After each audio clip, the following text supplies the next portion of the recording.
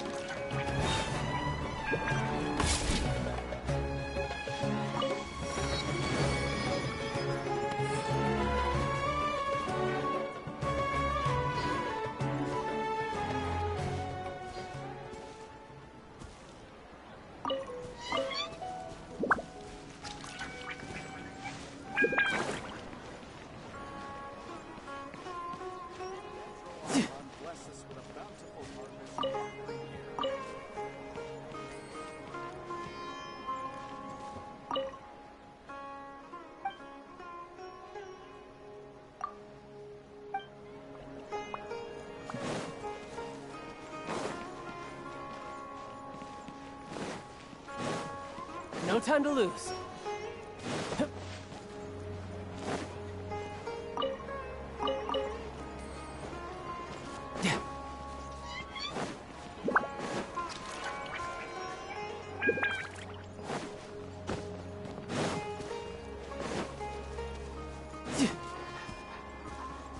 No time to lose.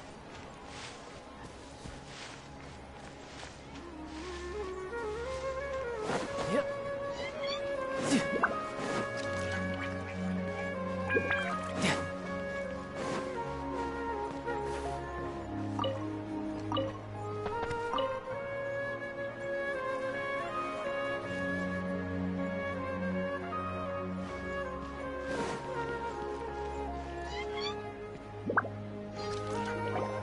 Here we are. It's also fairly close to where I've been staying. It looks really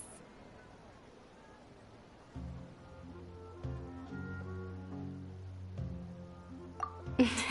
Not at all. Just tell me more about your adventures when you next get the chance.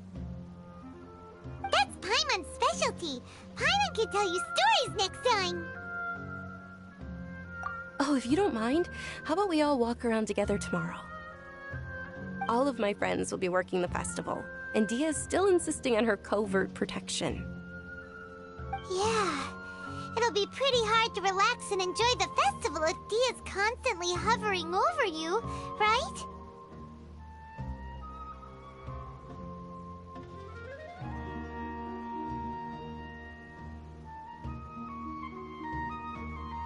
Then let's meet at the nearby bazaar first thing tomorrow morning. Have a great night. It's a deal. Good night, Dunyarzad. I may be too excited to fall asleep tonight. See you tomorrow. Paimon's starting to really look forward to the Sub-Zero Festival too. Will there be lots of yummy food?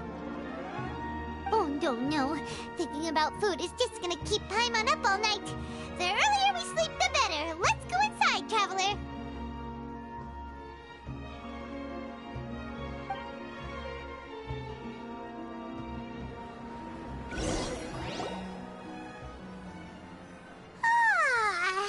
Did we oversleep? We should go meet Dunyarzad right away.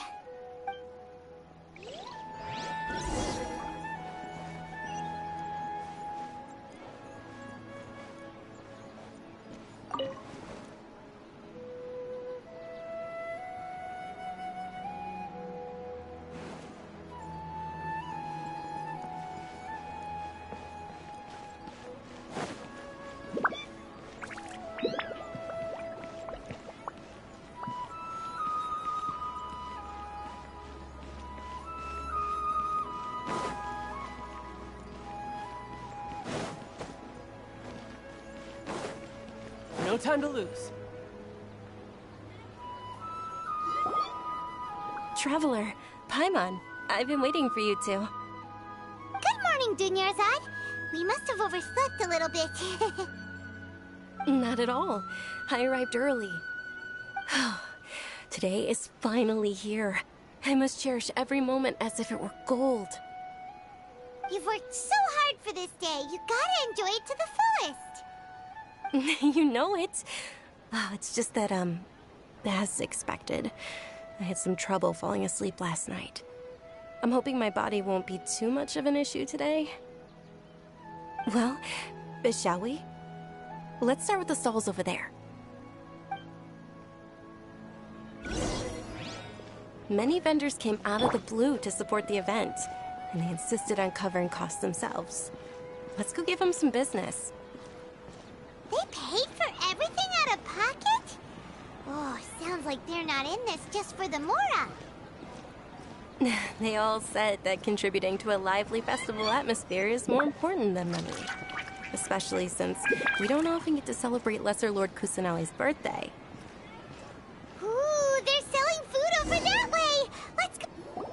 This is a stall offering foods from the Haft Maywa feast.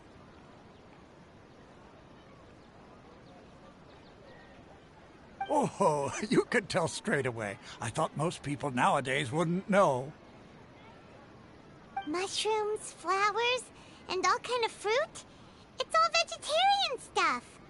Oh, Paimon's a little disappointed. So, what's the Haft Maywa feast you mentioned just now? It's another Sub-Zero's festival tradition. People used to set their tables with 7 different foods. Generally speaking, the most common selections were foods like Rukushifa mushrooms, lunar lotuses, Sumera roses, sunsetias, capulatas, hara fruits, and zaytun peaches. So, the Sub-Zero festival is a vegetarian holiday? You don't have to be a vegetarian to enjoy the spread.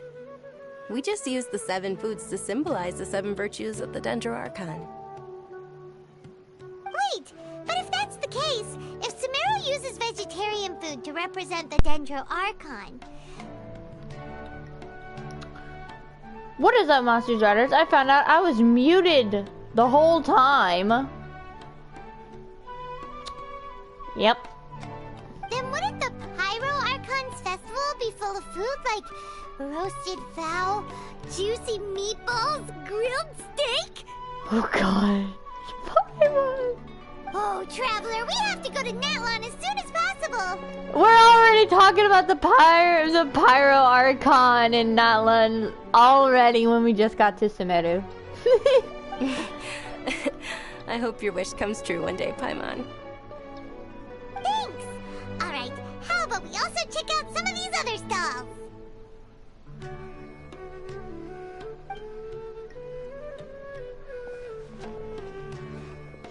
Dear customers, would you like to try your hand at alchemical divination? Sure. What's alchemical divination? Those two things sound like they'd be fun to try together. Right? I thought the same when I first heard about it. It is said to be a mysterious craft invented by none other than Lesser Lord Kusanali herself. Huh? So, how does it work? It's quite simple. After you give me any 2 alchemical reagents, I'll use them to perform a random transmutation. Sure sounds random. So random that it will probably fail. Dang, Paimon, really? That is precisely what we need. After the transmutation fails, your one and only diviner here will interpret the remnants. For some reason, I don't buy it. This entire thing is way too real. That's precisely what we need. After transmutation fails, your one and only diviner here will interpret the I don't get what's going on. According to Lesser Lord Kusanali, everything is interconnected, and all that occurs can be traced back to fate. You could say this is a pearl of old wisdom. Why does everything sound so much more credible when Dunyarzad says it? Are you guys working together? So that's the true wisdom behind it. This young lady sure knows her stuff. So, how about it? Want to give it a try? Alright, I guess I can go. Oof, by the way, not everything is what it seems in Sumeru during this quest. Hi, how are you guys? Good, hi Jeff! Thanks for the heads up, Zader.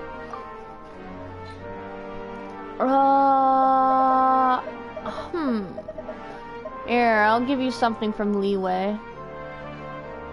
And then I'll give you another thing from probably Inazuma. There you go. Okay, one moment. It's the moon. The moon? Paimon wants to take a look too! Is it? It looks more like a pie that Paimon bit into. What?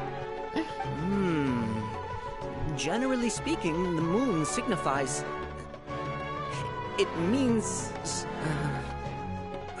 Wait a moment.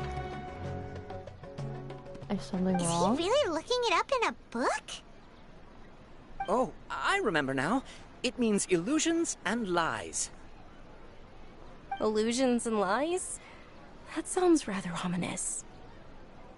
Yes, but this book says that if you trust your intuition and overcome your fears, the sun will surely rise. He's not even trying to hide his book anymore. Naturally, fate will only ever show you the beginning of a journey. It is up to you to forge your own ending. Oh, thank you so much. I'll keep that in mind. Oh, it's nothing. I'm just learning as I go. Guess that was still pretty interesting. Okay, on to the next stall. They say the Sub-Zero's festival was very lively a long, long time ago. Large flower carriages used to parade through the city. As they headed towards Port Ormos, people would throw flowers, candy, and liquor all along the way. Dunyarzad's eyes are sparkling right now. I wish I could have seen that spectacle. But if you ask me, I'm sure Nilu's Dance of Sub-Zeros will be just as impressive. Yep, yep.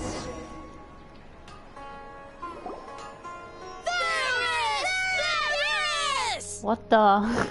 Attention! Soldiers, fall into formation if you want any Yalda candies. Yalda candy? Wow. Jeez, the children are fat! With a weird hat!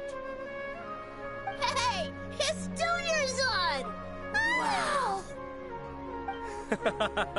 Miss Dunyarzad, the children love you even more than the Yalda candies. In the few short days it took to prepare for the Sub-Zero's festival, the children have all grown very fond of you. The Hallowed Knight of Flowers. It's an honor that you know my name. Attention! In the name of Ferris, the Knight of Flowers, I commend you on your contributions to the glorious Sabzeruz festival. Oh. All right, little soldiers. Take your Yalda candies and don't forget your loyalty to Lesser Lord Kusanali. Dismissed! Yes, Knight Ferris!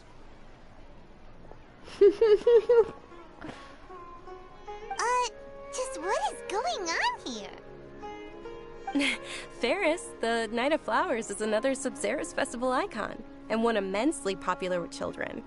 In the past, the actor portraying Ferris would also sit on a flower carriage. What? It's all thanks to Miss Dunyarzad's sponsorship that the children can make such wonderful memories today. As are we to you, Vihar. Oh, not at all. Oh, speaking of tradition, do you want some Yalda candies? They're a festival staple, and I happen to have some boxes readied here. Take a look and pick whichever one you want. Whichever one, don't these boxes all look the same? That is the fun part.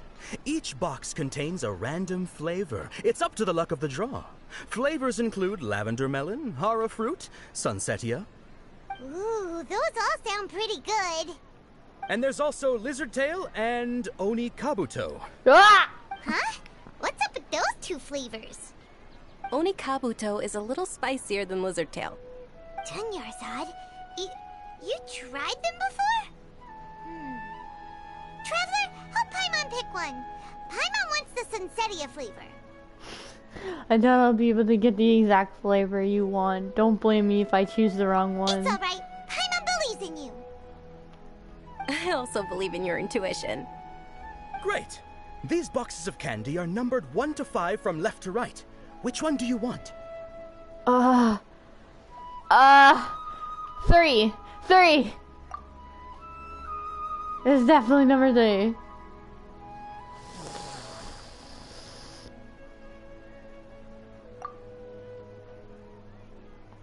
Attention! That's unfortunately lavender melon. I'm sorry, Paimon. Oh, Paimon thought you survived so many epic battles because you had incredible luck. But looks like Paimon was wrong. Paimon, I'm sorry. Len, this is a kid-friendly channel. Don't say that, okay, buddy? The Sunsetia flavored candy was in box number 4. How about this? The most important thing is that everyone has a good time at the festival. So please, take both boxes. Oh, thanks. Really? Thanks a lot, Knight of Candies. It's Knight of Flowers, not Knight of Candies. Paimon really wilted the carriageless Knight of Flowers. They all basically sound the same. We got our candy, so let's keep going. Oh, actually, I just remembered that I left something behind. Since you're here? Sorry, it sounded like that. It's okay.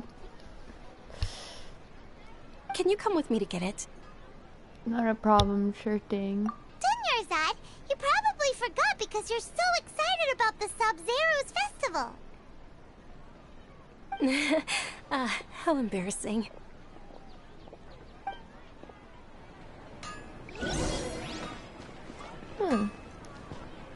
Your comment appeared, sorry, it sounded like it on my phone, but not on the screen. Good thing I caught it on phone.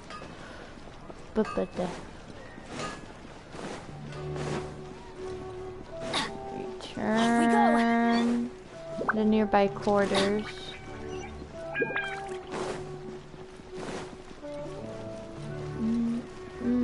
Good day. Off we go.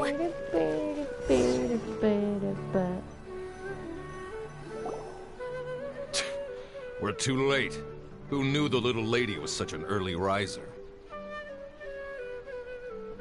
I know, right? Hey, wait a minute. Boss, isn't that her?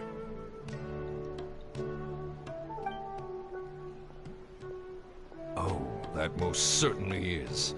We're in luck. She's walking right into our clutches. No!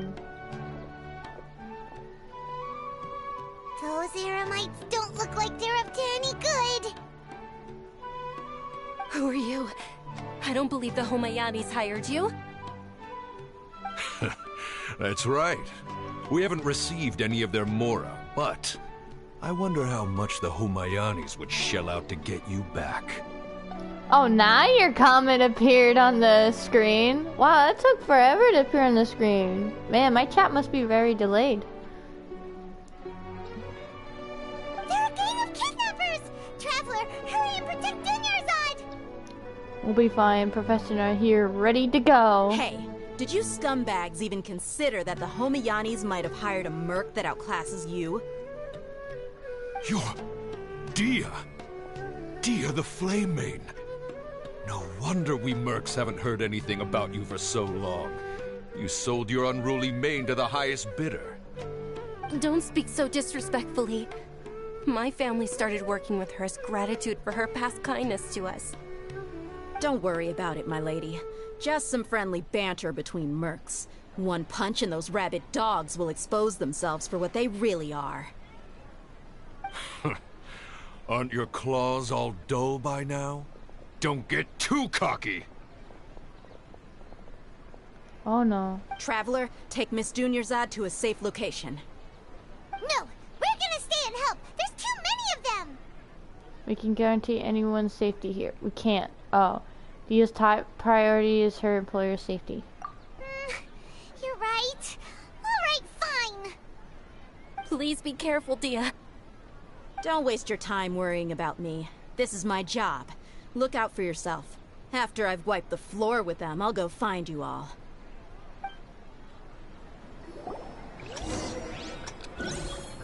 Huh? Escape in the timelet?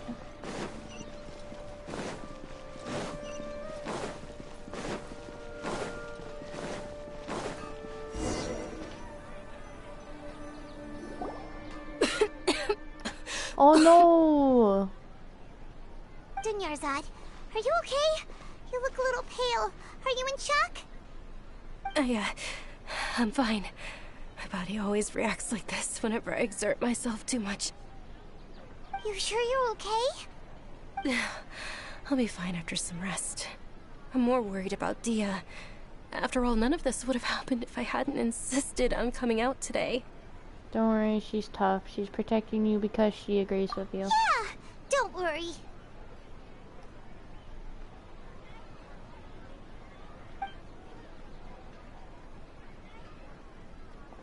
My lady, Traveler, found ya. Dia! You took care of them so fast! Any more of them? Or rather, did anyone follow you? No, I just checked. Dia, your arm! Oh. Oh, this? I'm fine. It's just a scratch. Normally, they wouldn't have been able to land a hit on me at all, but I'm still getting used to this new greatsword. Please, let me take a closer look. Come on, it's nothing. Us mercs aren't as fragile as you think. Hold on, you said something about a new greatsword. What happened to the one you were using before? About that. Well, I sold it, because I was low on mora. Stuff like this happens every now and then. It can't be. The anonymous donation that was used for the venue's final round of preparations?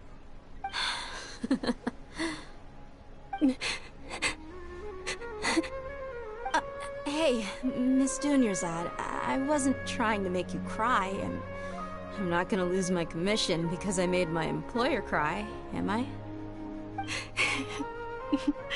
Okay, making your employer cry won't affect your commission, but selling your weapon without permission and getting hurt? I'll have to reevaluate your performance. You're so unreasonable, my lady. Thank you very much, Dia. Don't be like that. I get embarrassed really easily.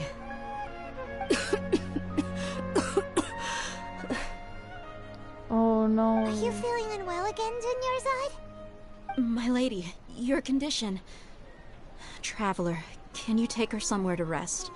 I'll look around the area to make sure we're safe from an ambush. No problem. Leave it to me. Truly, I'm sorry for the trouble, everyone.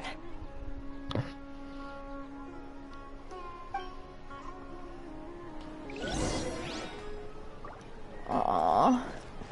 Please don't tell me she's gonna die. She can't die. Off we go!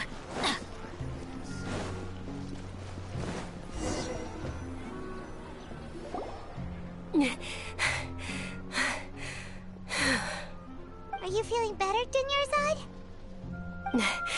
Yes, much better. Just give me a few moments and I'll be good to go. Kia's expression just now when she mentioned your condition. Just how serious is your illness? I didn't realize you were concerned about it. I guess I shouldn't continue to keep it a secret. I was actually born with Elazar. It's terminal now. Oh no. Can't believe it's Elazar. Oh, you've already heard of Elazar. In that case, you probably know about its severity. Sumeru's current medical advancements still haven't been able to find a cure. The disease's progression can only be delayed through environmental therapy. Dunyarzad. There's no need to be sad. I've always lived with Elazar and I came to terms with it a long time ago. Compared to the simple fact that I'm afflicted with this, its effects on my life have been much more painful. I know that my family loves me dearly. They've done all they can to provide the best environment for me so that I can live for that much longer. However, I know I will one day succumb to this. Did you know? Before I ran away from home this time, the world outside of my home didn't even know that I existed. Since I was a child, all I could do was sit on my bed and stare at everything outside of my window. I'm sure my family's worried and disappointed in me for running away, but I just didn't want to have any regrets. I wanted to meet other people. To me, there's nothing more beautiful than being able to meet and speak with others. Not to mention the incredible time spent preparing for the festival. The joy on everyone's faces here, and all the support I've received from friends like Dia. This way, when my final day does arrive, it will be less sorrowful. At the very least, many people will remember that I once existed in this world, right? Yes, I remember you. Don't say that you will have happy times yet to come. As long as you don't forget Paimon. Paimon also won't forget about you. No, even if you forget Paimon, Paimon will still remember you. Oh, thank you two so much. I apologize for the depressing conversation. This is out of character for me. To be honest, Lesser Lord Kusanali gave me the courage to do all of this. If it weren't for her encouragement, I wouldn't have taken that first step.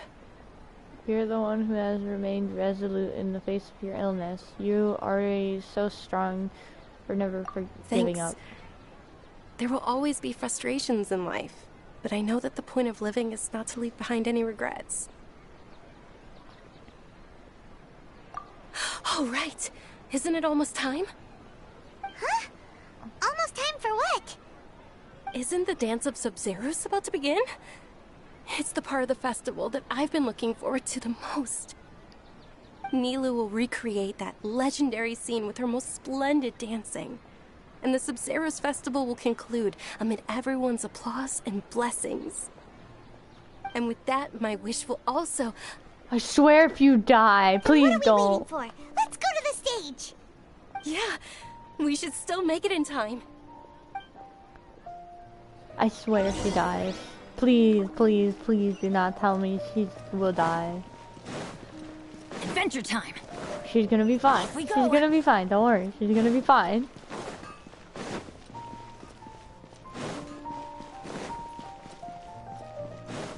We get to see Nilou's dance. Let's go. Okay.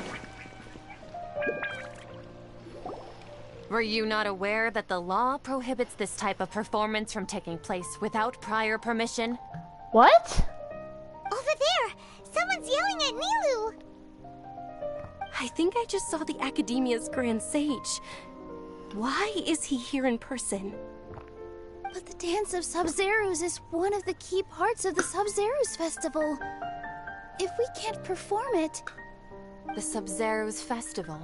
The law also prohibits the private hosting of large-scale religious festivals. Only the Academia can host such an event. What?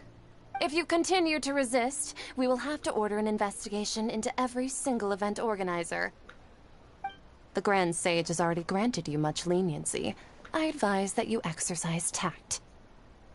How did things turn out like this? The Academia was originally responsible for the Sub-Zerus Festival, but they failed this responsibility for many years. I need to speak with them. Don't go, they have the final say in all of this. If we force their hand too much, the situation may get ugly. This is a hard pill to swallow, but you're right. Things would only get worse. Art, dance. Aren't you ashamed of pursuing such frivolous and meaningless activities in this land of knowledge and reason? Our Archon created the utopia that is Sumeru City for all scholars who sought validity, verity, and truth, while people like you wish to defile it. Bro, what about the God of Flowers? Rigadavata and her were friends, so like how... You make no sense. I believe that our Archon never rejected the arts. Even the Goddess of Flowers dedicated a dance to her. Yeah, see? Yahoo! Hi, Exile? Sorry if I pronounced your name wrong. With your lack of intellectual credentials, I do not believe you are qualified to debate with me. What you should be doing is finding workers to tear down this ridiculous eyesore. I really want to kill that dude. When we return, have the scribe draft an ordinance before the next Nyargarbaha Day that prohibits public art performances. We will announce it to the public later via the Akasha. It's the Archon quest. Understood. I will inform him when I return. The Sub-Zerus Festival. Go celebrate the birth of that god to your heart's content. Nilou, are you okay? Oh, Dunyarzad. You all saw that just now? The Grand Sage ordered us to stop the performance. Yeah. Let's go somewhere the Academia can't find us and perform there. But how do we let everyone know? And what about the atmosphere on the stage? Or we could get people to block them off so they can't interrupt the performance.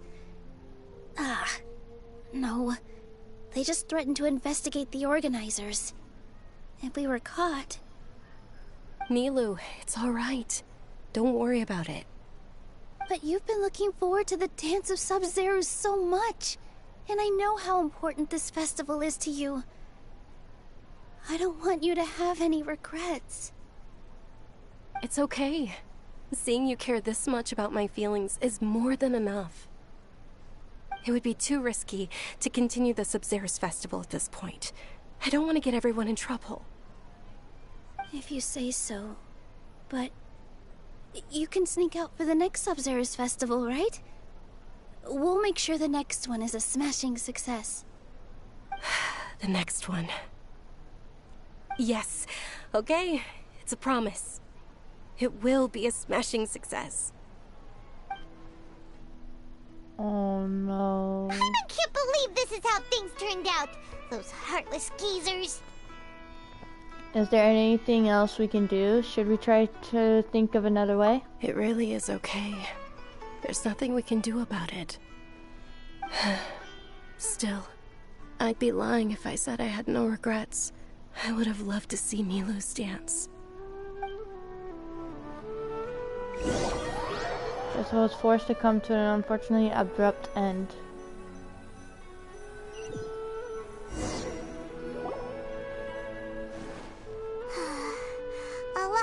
happened today. It's a shame the festival ended the way it did. Nero and Dunyarzad promised to make the next Sub-Zero's festival a success, but Dunyarzad is running out of time. I'm sure she knows that very well. This may be a regret that can never be resolved. Yeah.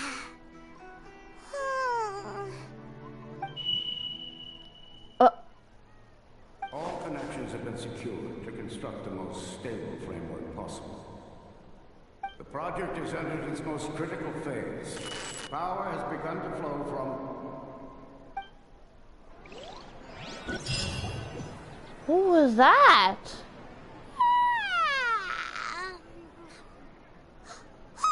We're gonna be late! It's all because you wouldn't get out of bed! Paimon already blaming me! Traveler, you'll see what I mean really soon. Satyr, you're scaring me. We should go meet Dunyarzad right away! You're scaring me right now, Satyr. Off we go!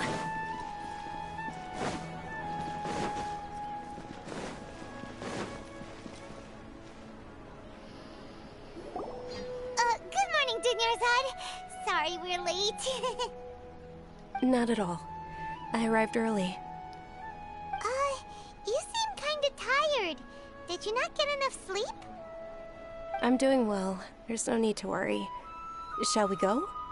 Let's start with the stalls over there. Look at Traveler's face. Sure! Traveler? Why are you just standing there? Let's get going!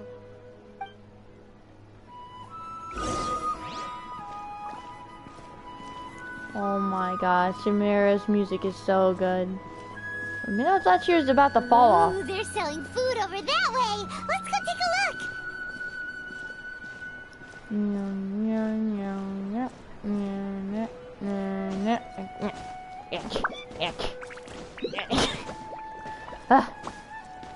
This is not making it faster. This is a stall offering foods from the Haft Maywa feast. You are quite well informed, miss. I thought most people nowadays wouldn't know. Wait, what? Didn't we already went for this? Huh? They're all plants! Oh, Paimon's a little disappointed. Wait, what? Actually, what is the Haft Maywa feast you mentioned just now? It's one of the Sub-Zero's festival's traditions. People used to set their tables with 7 different foods to symbolize the 7 virtues of the Dendro Archon. Wait, starting from just now, something feels really familiar. Well, monsties are... Hey, stop! No saying that word. Don't things feel familiar? Yes, Satyr. Appear to be in the form of the moon. Remnants appear to be from it's fine, just... Yes, never again. Thank you. Really? Paimon thought it looked like some kind of food. The moon signifies... It's escaping me for now. Wait a moment. Is he really looking it up in a book?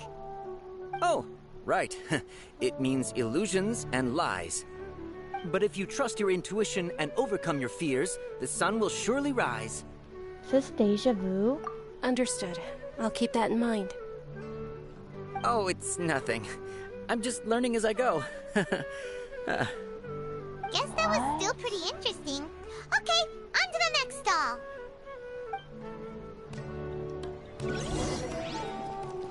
So, where to next? What is going on?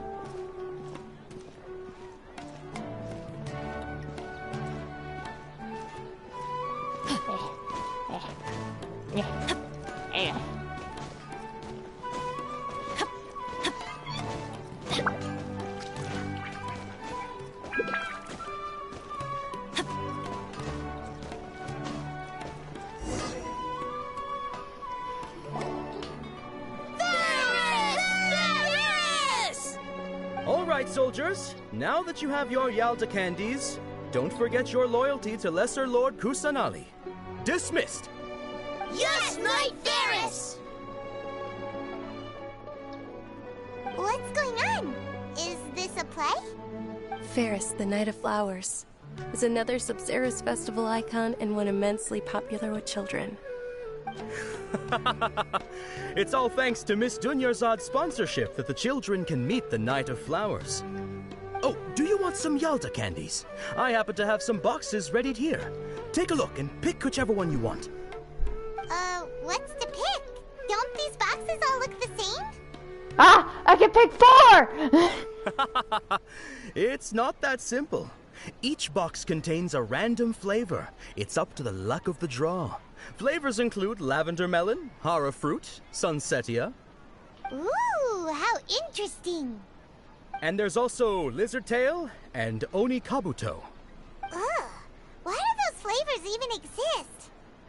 Traveler, help Paimon pick one. Paimon wants to eat the sunsetia flavor. Great! These boxes of candy are numbered 1 to 5 from left to right. Which one do you want?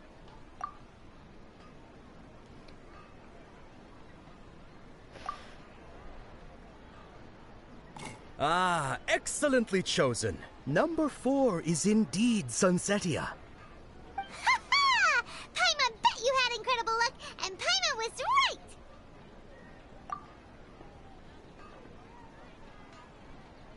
What? I don't know why, but I knew it must have been number 4. Huh? How's that possible? It's obviously random. Why do I keep having this sense of deja vu? What a strange feeling. Maybe we didn't sleep very well last night. Or maybe we slept too much. I'm sorry, Dunyarzad, but I need to leave for a moment. Oh, sure. Huh? Where are you going? You're just gonna walk off like that? Pick number 4. I already did. Oh man, my chat must be super delayed. I am so sorry about that. Here, I'll have my phone right here. I have my phone on the stream. I'll look down at it a couple times once in a bit. So I can read your... Because, like, the chat is, like, super delayed right now. Adventure time! The tavern? Are we going to the...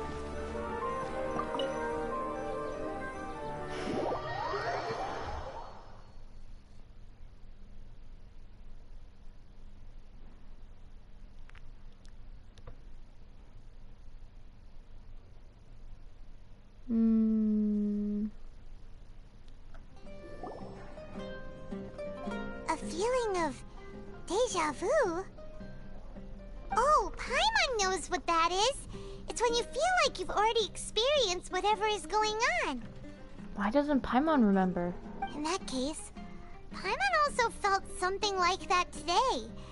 But that's just our brains playing tricks on us, isn't it? Or maybe they do? So, why'd you run here in such a hurry? I want to do something I normally never would. I want to see if I can get rid of this deja vu. So that's it! You're intentionally doing things you usually wouldn't and seeing if you still get that same feeling of deja vu. Welcome, you two! Are you here for lunch? What would you like to eat? 1 coconut charcoal cake, please. Got it! You don't look like you're from these parts, but I gotta say, you've got good taste. I'll give this order to the kitchen. Coconut charcoal cake? Isn't it that burned thing that didn't look tasty at all? Oh, Paimon understands what you're trying to do now. You'd never normally order something like this.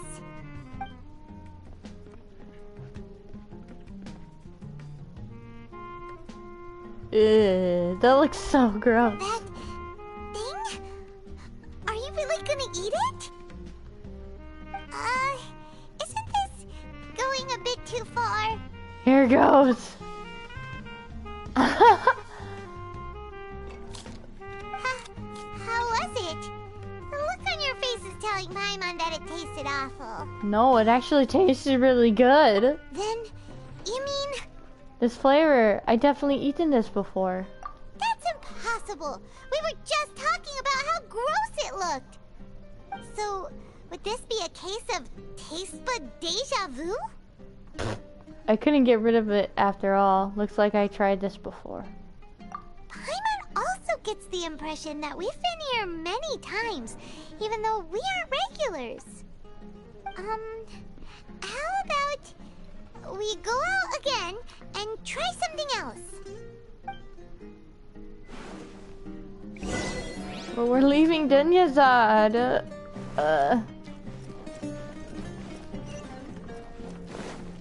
Ah! Move! Off we go! Ba-da-da-da-ba-ba.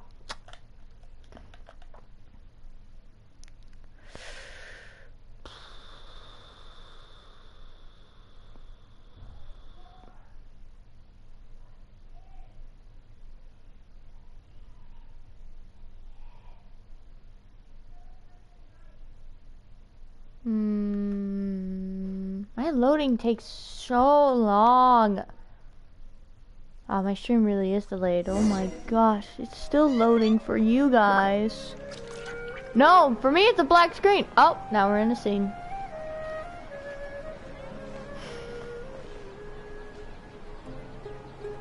Hey, Dunyarzad is sitting by herself on that bench over there. Aww.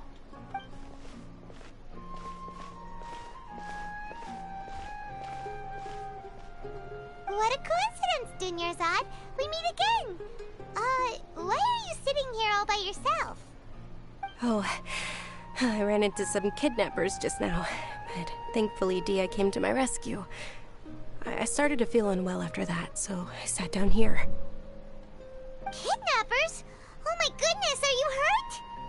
I'm okay. Dia's arm got scratched, but it isn't serious. Whew, that's a big relief. But, Dunyarzad, you seem a little down today. It's the Sub-Zero's festival, and you've been looking forward to it so much. Not at all. I've always been like this. Excessive physical exertion or strong emotions tend to aggravate my illness. Besides, no matter how amazing today may be, it is but a single day. After however many more days, my time will come to an end. Paimon doesn't quite follow you, and Paimon feels like something's really got you down right now. I'm so sorry for leaving you behind earlier. It really is fine. I don't mind. I just experienced a number of strange events. Have you noticed anything out of the ordinary? Huh? Did something happen?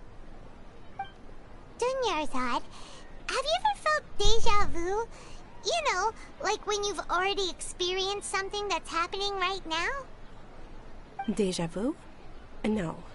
But my days have been the same for years now. Even if I were feeling deja vu, I suppose I would already be used to it. Oh, Paimon sees. Then, is it only the two of us? It's almost time. Huh? Time for what? Nilou's Dance of Sub-Zeros is about to begin. Let's go.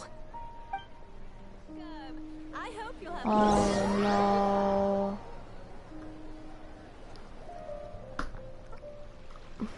We're not gonna be able to do that though.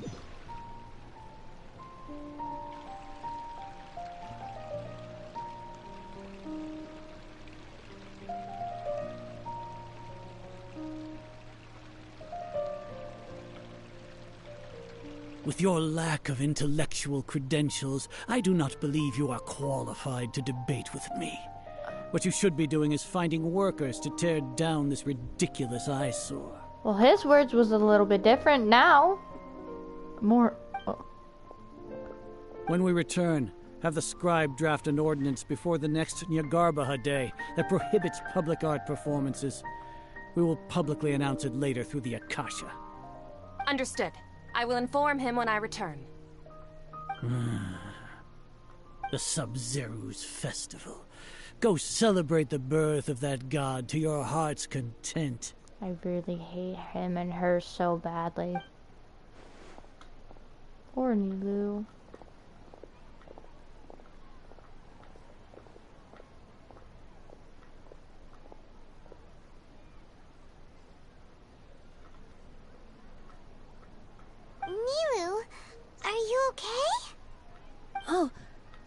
Dunyarzad. The Grand Sage ordered us to stop the performance. It's okay. There's nothing we can do about it. But you've been really looking forward to this. I don't want you to have any regrets. It truly is unfortunate, but I don't want to cause trouble for anyone. Didn't the Grand Sage say that he might investigate the organizers? True, but... well, okay. I'll just have to try again next year. The next festival. I probably won't be around by then. Wait, what did you just say? No, nothing. I'll be heading back to rest. Thank you for your help, everyone. Well, now my Raiden Shogun talents are at level 8. Oh, nice. Paimon can't believe what those heartless geezers did! It's a real shame. For some reason, I felt like this outcome was inevitable. Did Dunyarzad already go back? We should also return and get some sleep. It's gonna happen again.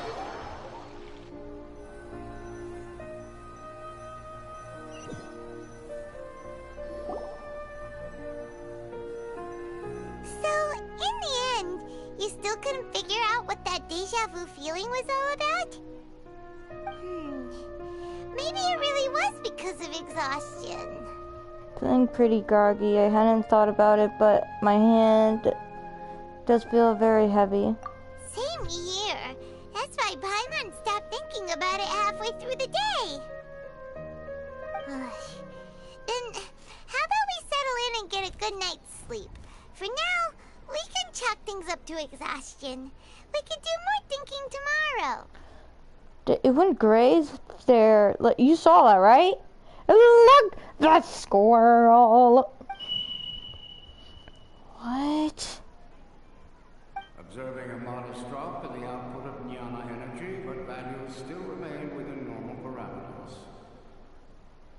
Continue to monitor for variances in the data and find the cause as soon as possible.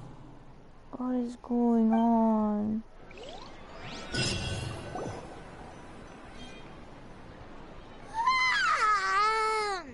Why does Paimon feel so tired after so much sleep? Anyway, we should go meet Dunyarzad right away.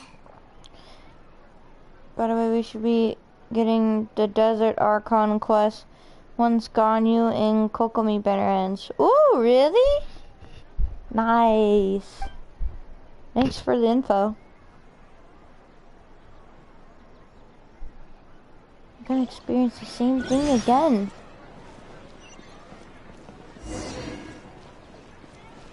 Huh? Wait, did we just get 2?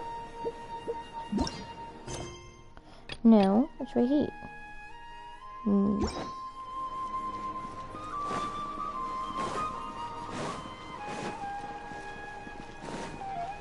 I've already finished this Archon quest, so I just gotta wait.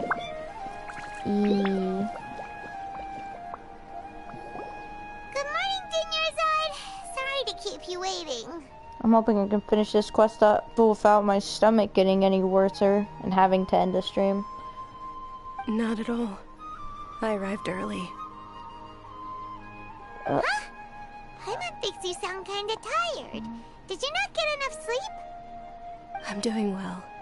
There's no need to worry. Shall we go? Let's start with the stalls over there. What? Great idea! Let's get going! Traveler? Hey. This feels all too familiar. What a strong sense of deja vu.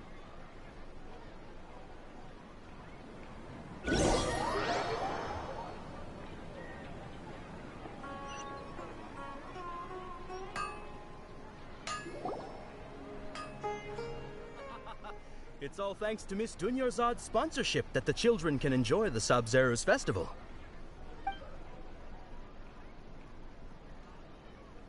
Oh, are you interested in Yalda candies? I have some boxes of candy here. Pick whichever one you want.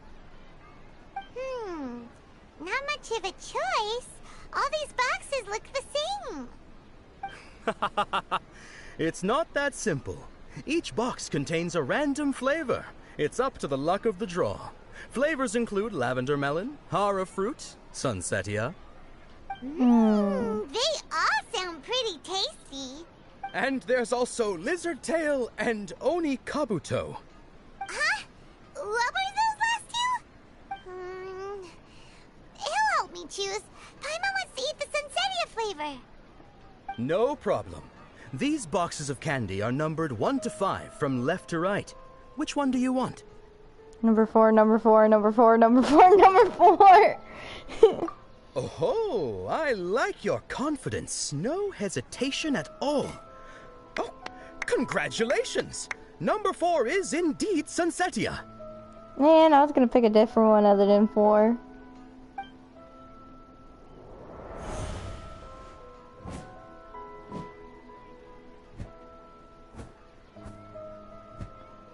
Paimon knew he always had incredible luck. Number 1 is lizard tail. Number 2 is hara food. Paimon's not really interested in the other flavors. Wait. How did you know? Don't tell me that you already knew which flavor was in each box. What? He was right about all of them? That couldn't have been luck. How is this possible? I packed all those boxes this morning and they've been sealed ever since. You couldn't have known beforehand. Mind reading? X-ray vision? Or some kind of magic trick? This is way too freaky. Tell us what's going on. Since when did you get superpowers? Traveler? Kusanali! Just now that was... Yay, the desert. Hey, where are you going?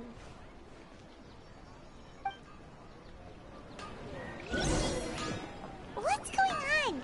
Did you see something? Us leaving Dunyarzad without letting her know is kinda rude, you know.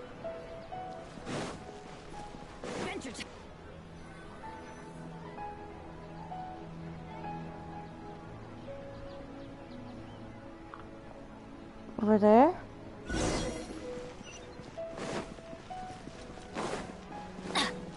Off we go.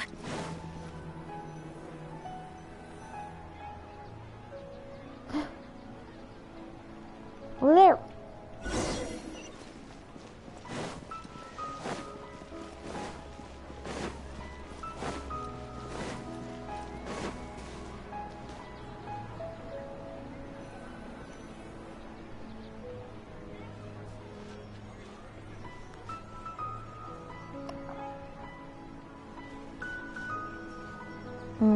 What's that?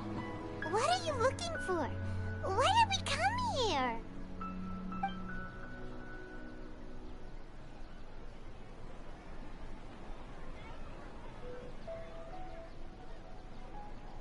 Traveler? Oh. A bird in a cage. What is the bird in the cage? What?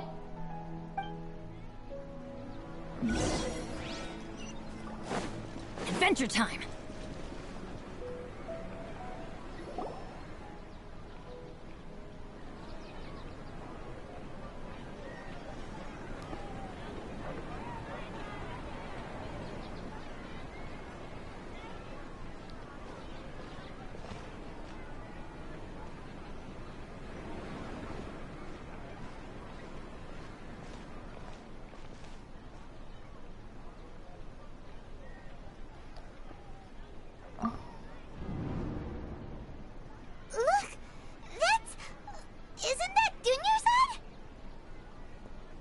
What? She was still with us just a moment ago.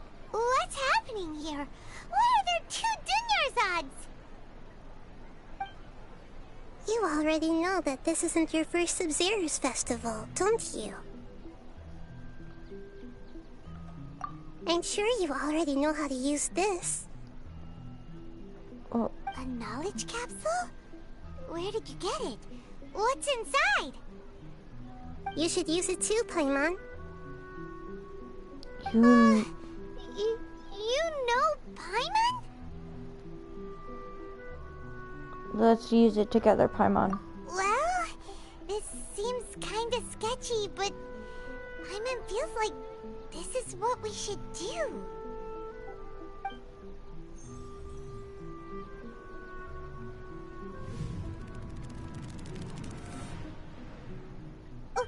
What the? Memories. So many days worth of memories. This is our 20th time at the Sub-Zero's festival? Huh? No. The 30th? 40th?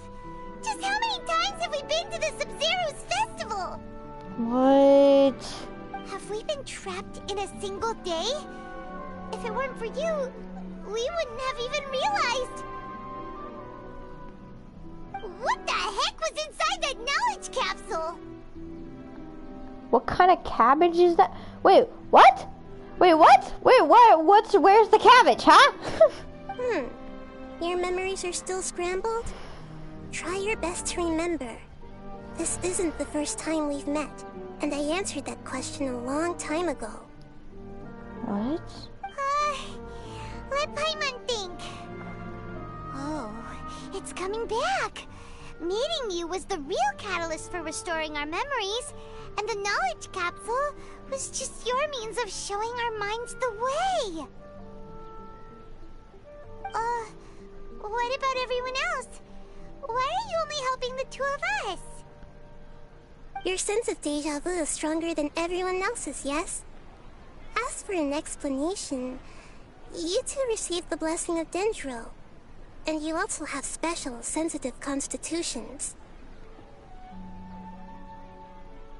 I mean the little ranara.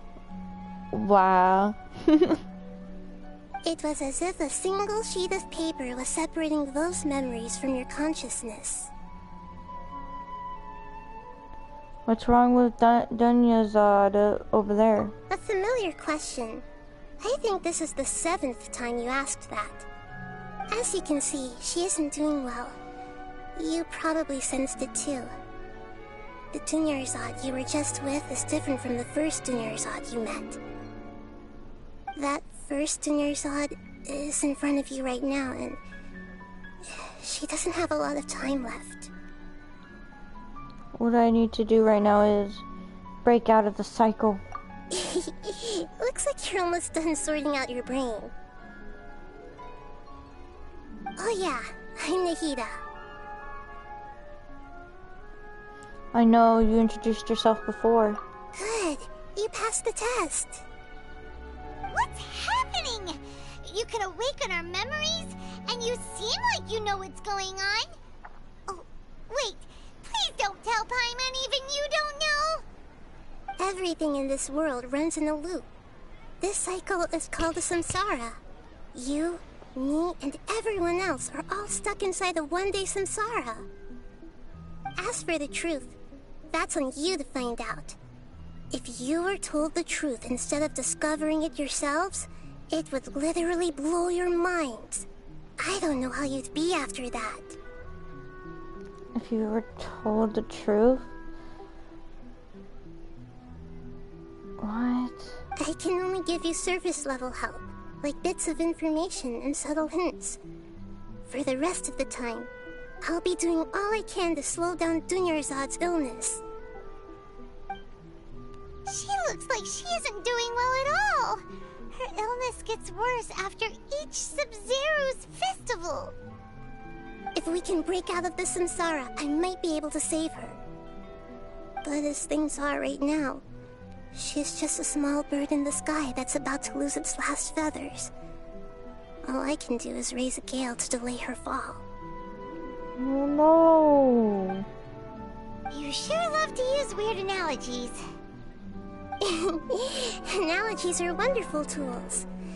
They let you use existing knowledge to understand unfamiliar things. Okay, so, with what you know so far, what do you think the truth is? Let me collect my thoughts. Whoa!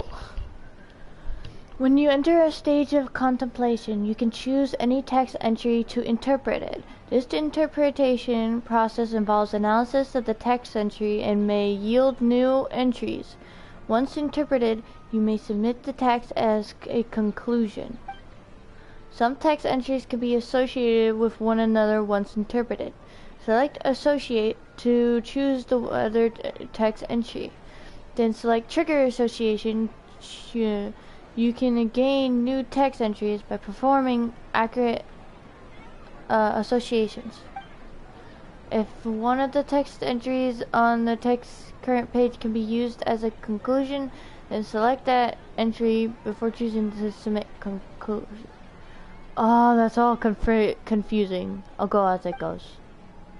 The Subsiders Festival, Samsara, Green Sage's Speech, Alchemical Divination Results, Deja Vu, Abnormal Mental Fatigue. Oh. The Grand Sage said, "Go celebrate the birth of that god to your heart's content." Did he mean something more? We've already experienced the Sub-Zerus festival many times, and the day of the festival seems to be in a perpetual samsara.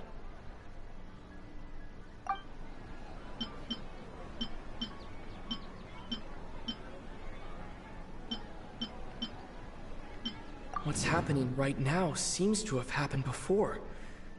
This feeling has been getting stronger and stronger. Yes, this is like the longest lines that he's ever spoken. My mind feels exhausted, even though I haven't done too much thinking. What is going on? The moon, illusions, and lies. What do they all mean? Associate?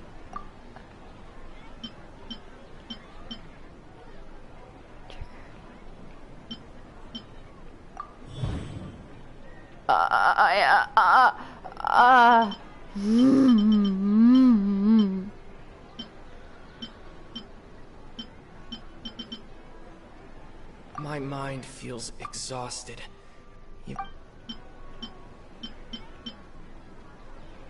That should be it. The flow of time is endlessly cycling within one single day. You're right, monsties. I don't know what's gonna... Just That doesn't submit. sound right. I need to carefully think things through. What? I don't know what I'm doing. What's happening right... We've already experienced the Sub-Zerus festival many times, and the day of the festival seems to be in a... That doesn't sound right. The Grand Sage... That doesn't sound... What? That doesn't sound... A time loop. You've given similarly wrong answers in the past. A pity. What? Still the wrong answer? Paimon thought that made a lot of sense. It feels like time's just repeating itself. Kaya says, yo, hi Kaya. A simple time loop can't explain some of the phenomena. You two are still missing a lot of information. Unfortunately, I can't give you any more hints.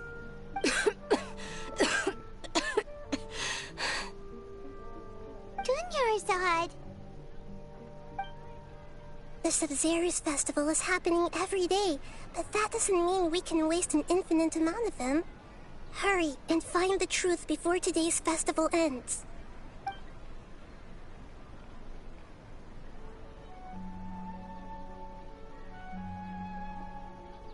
Let's think about our current situation. To save Dunyarzad, we have to escape the samsara of the Sabzeruz festival. And to do that, we need to figure out what's happening. The truth. Nahida rejected the idea of a time loop, so we must have missed something, right? Paimon's memories say that we've already done this many times, but let's go talk to people again. It's more productive than sitting here and scratching our heads. Why don't we start with those stall owners?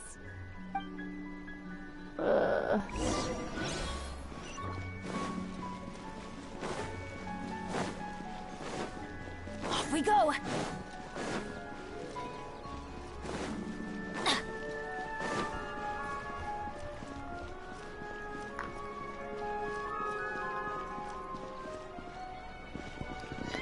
Oh wow, you even have a Kaya McDonald's hat on.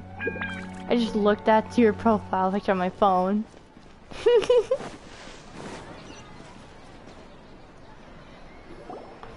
there! Hey, it's you guys again. Where's your cultured friend? She's feeling a little unwell. I see. Did you come back to buy something? I guarantee the freshness of my products. I harvested them from the forest just yesterday. Have you felt anything strange lately? Do you ever feel like you're relieving the same day? Huh? What brought this about? I hurried back from the forest yesterday, and I'm selling produce here today. I haven't felt anything strange. To put it another way, if you really think about it, was yesterday truly yesterday? Did you actually come back from the forest yesterday? What kind of philosophical nonsense is this? Are you two daydreaming? Didn't you know that no one dreams in Sumeru? Go somewhere else if you want to find someone to daydream with. He actually has a point. Is this a dream? Is everyone dreaming? Remember what he said just now. No one dreams in Sumeru. True. It's so weird that people here don't dream. Why is that? Anyway, if this all really were just a dream, we would have woken up a long time ago. Let's keep asking around.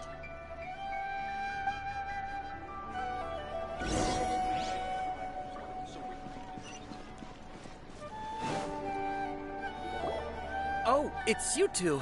Was my divination so accurate that you felt compelled to compliment me in person? Hey Kyle, what happened to in Conria?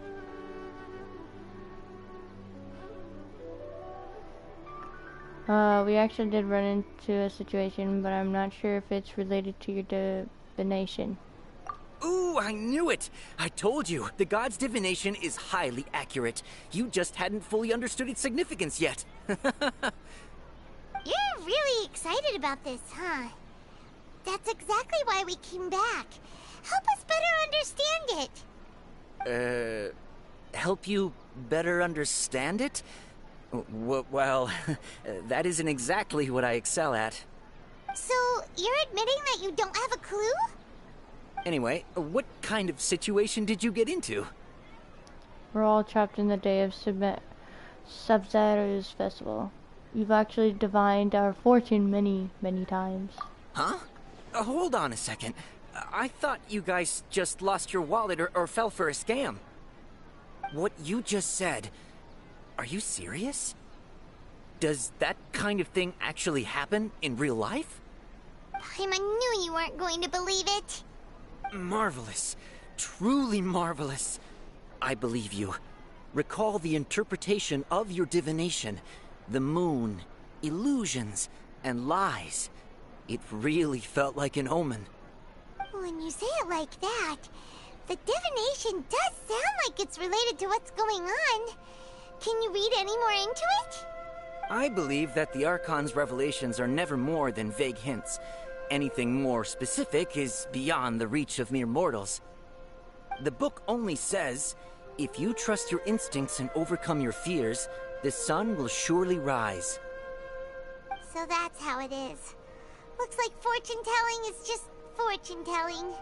It's no good for practical problems. We haven't made any progress. Who else can we talk to? Let's try talking to Dia again. Paimon remembers that we tried talking to her a couple of times, but she always thinks we're playing pranks on her.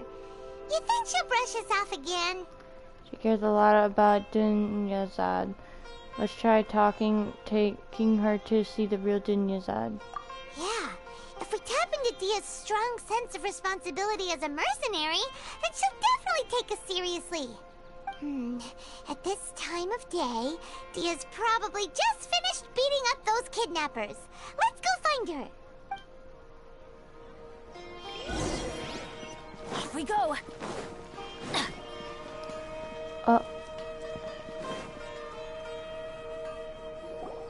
I'm fine, my lady. It's just a scratch. Perfect timing. Both of you are here.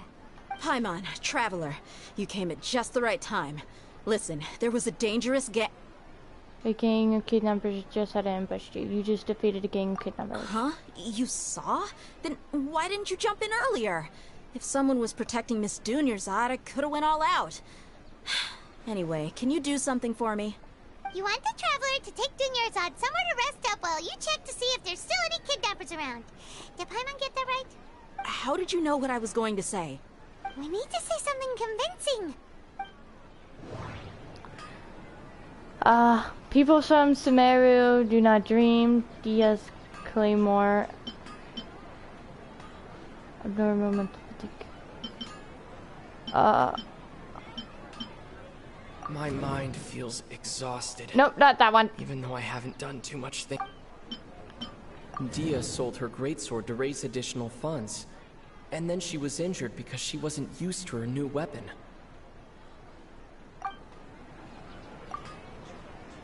Tell her, Traveler!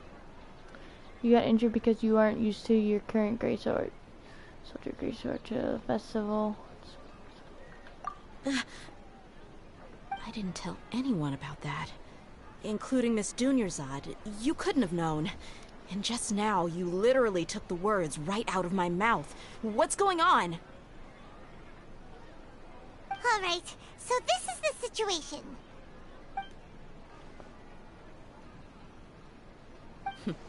It's kinda hard to believe what you just told me. First, let me make something clear. Most of us desert dwellers might not be the scholarly type, but we do have basic common sense. Did you notice something off about Dunyazad? She's quieter than usual. Uninterested in anything and really gloomy.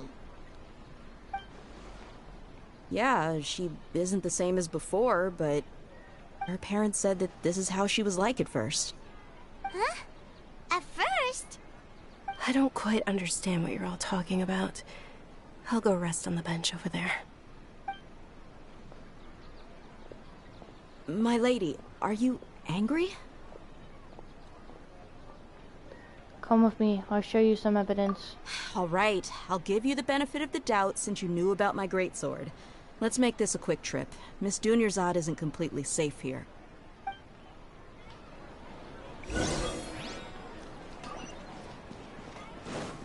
Adventure time!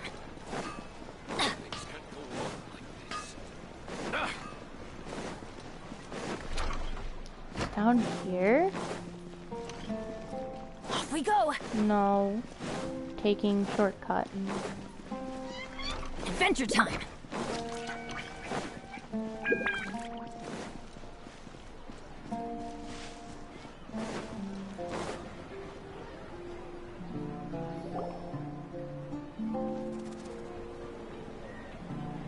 Nahida! We brought a friend! Are you busy? I thought I told you that it won't help to bring anyone here. We just wanted her to see the real Dunyazad's condition. The real Dunyazad? Where and who are you talking to? Huh? I told you that you two are special. Other people can't see me or Miss Dunyazad here. Oh shoot, now she's gonna think we're crazy.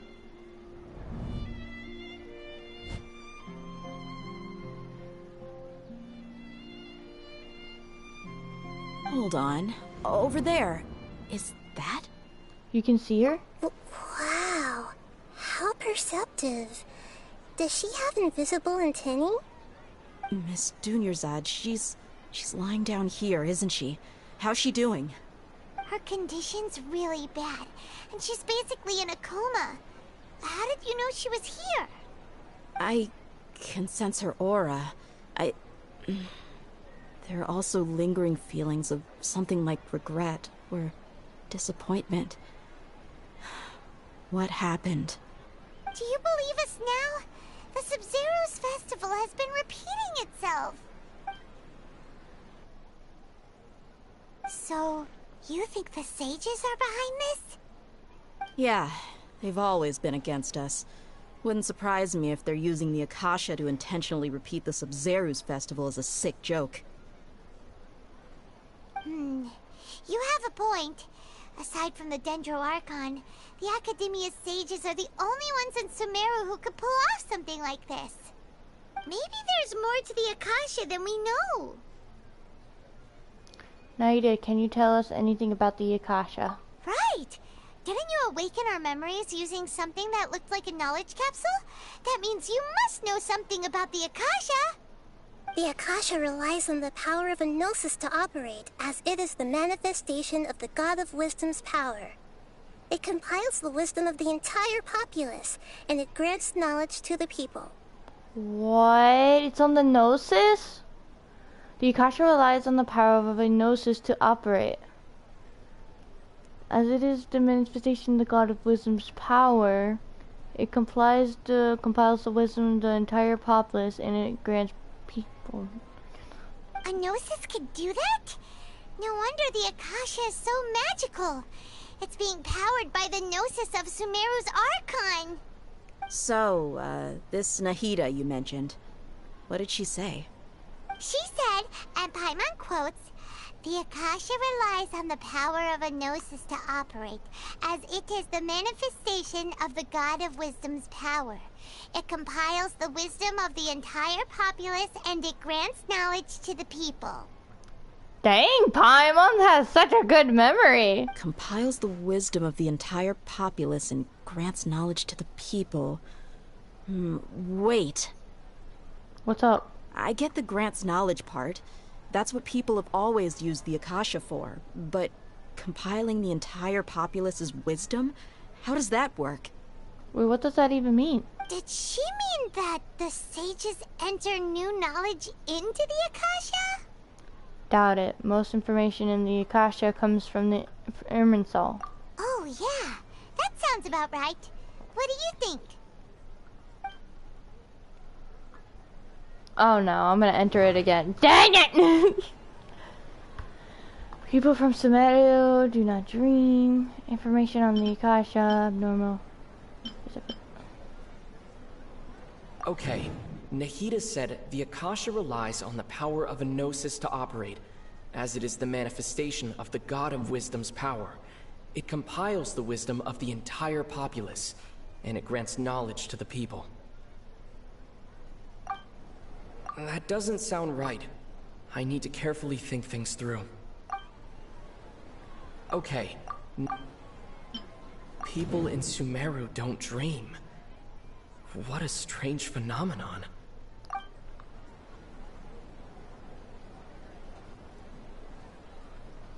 That doesn't sound right.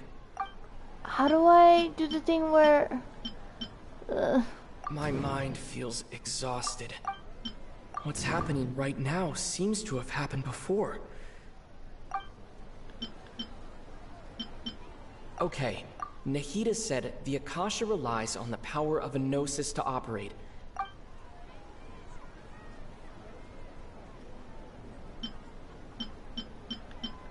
I don't understand. Something else is supposed to pop up, but it's not popping up. Hold on, I didn't take pictures. Hold on.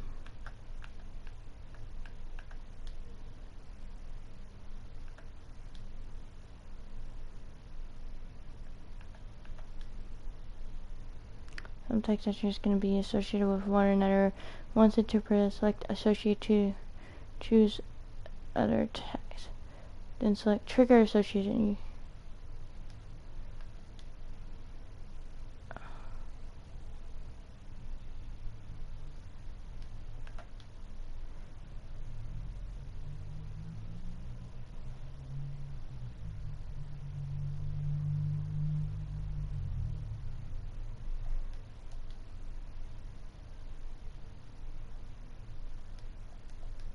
Okay. But there's no trigger associate. Okay. Nahida said the Akasha relies on the power of a gnosis to operate, as it is the manifestation of the God of Wisdom's power. It compiles the wisdom of the entire populace, and it grants knowledge to the people. Mm-hmm. But it doesn't say a trigger association. People in Sumeru. Oh.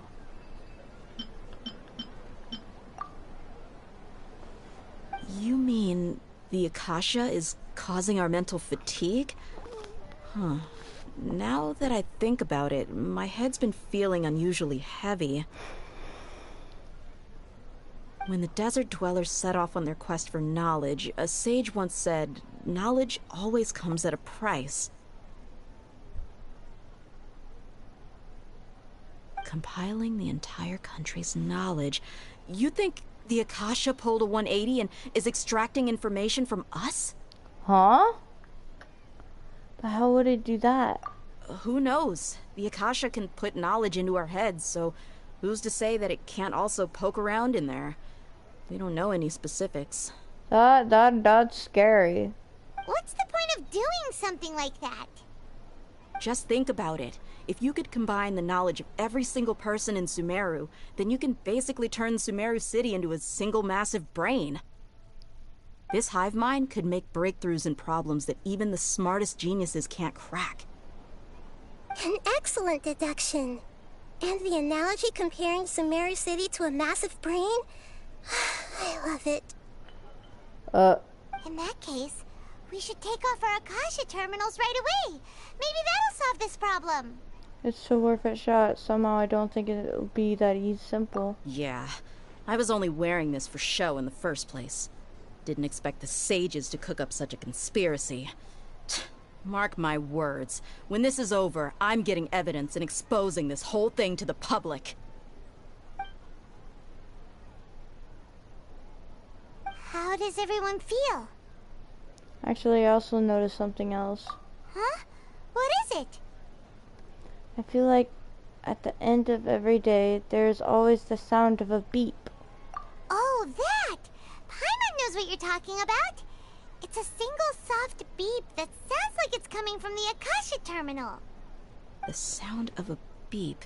Could it be a prompt tone for when the Akasha is operating? That's probably an important clue. We weren't using our terminals, but we heard a beep anyway. Ah! No! I accidentally did something. Hold on. The Akasha is operating. I accidentally skipped. Come on. I heard the same sound in Port Ormos. Okay, that's what he said. That's probably an important clue. We weren't using our terminals, but we heard a beep anyway. There it is again! Oh no. Traveler, did you hear that? I heard it too. Our ears aren't messing with us. There was definitely a beep, but it sounded like it was coming from inside my head. We took off our Akasha terminals. Oh. Dang it! Phase runtime has exceeded its expected length. At this rate, there may be casualties.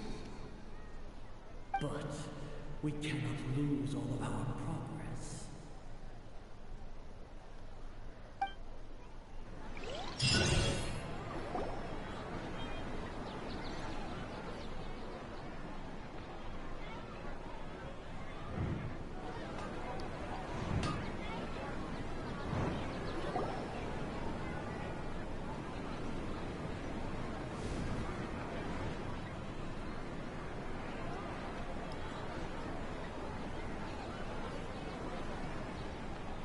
remembers everything!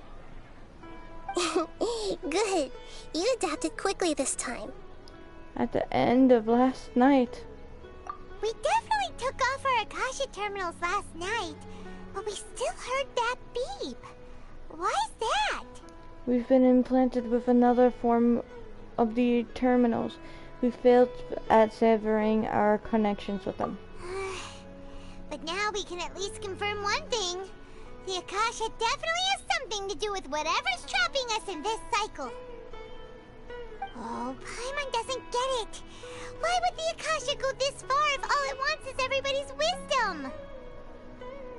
It's extremely difficult for lab rats in an experiment to understand why they're being treated the way they are. If we're lab rats, then what are you? Nahida, you've never told us anything about yourself. I guess I'm the moon.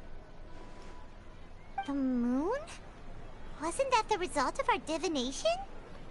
Anyway, knowing who I am won't help you get closer to the truth, so you should focus on other things. Don't get distracted and miss any clues. Okay then. Dia helped us a lot yesterday, so let's go find her. If Paimon's reading the time correctly, those kidnappers should be showing up soon.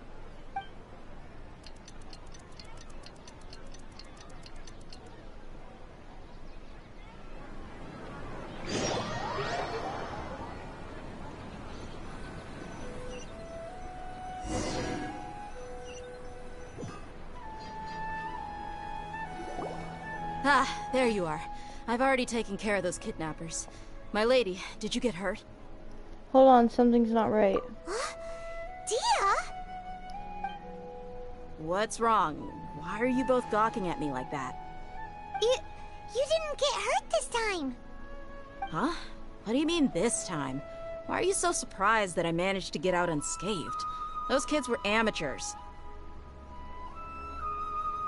Aren't you still getting used to your new great sword? Your unfamiliarity usually lands you some scratches. How did you know about my greatsword? I haven't told anyone about it. Please, don't tell Miss Dunyarzad.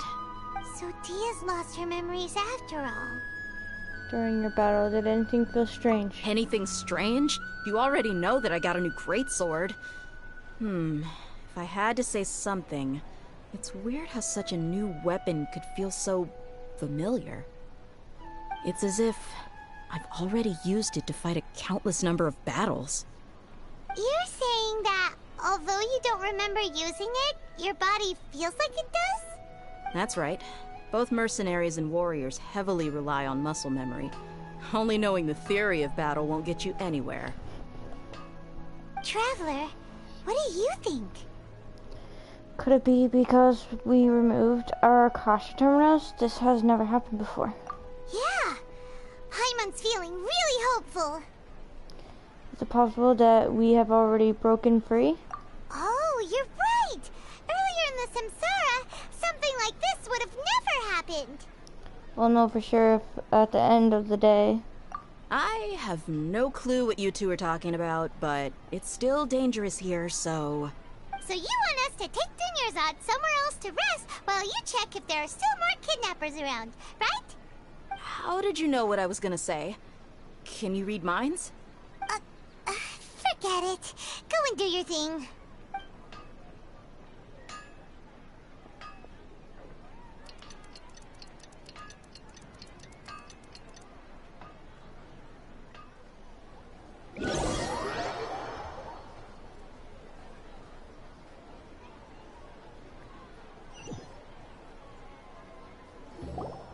Whew. It's finally nighttime. Aside from Dia not getting injured, everything seems to have stayed the same. Listen, Nahida, we found out that Dia got out just fine today, even though she got injured every other time she fought the kidnappers. Do you think the Samsara has been broken? Have we saved Dunyarzad? Really? Good job on all that progress. Get some good sleep tonight. Hey, what kind of an answer is that? Tomorrow will come. Everyone assumes this is common knowledge, but the only way you can know that for sure is if you experience tomorrow. How many todays has it been?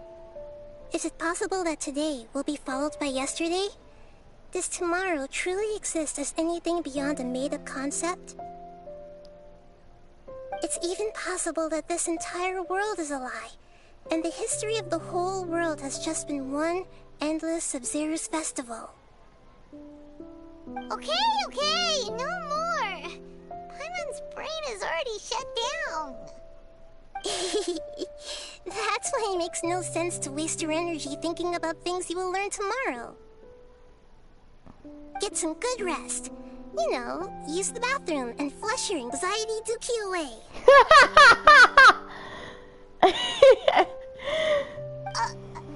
Huh? Hold on, what did you just say? Did Paimon hear you correctly? Did you finish the Tighnari quest? I didn't do the Tighnari story quest yet.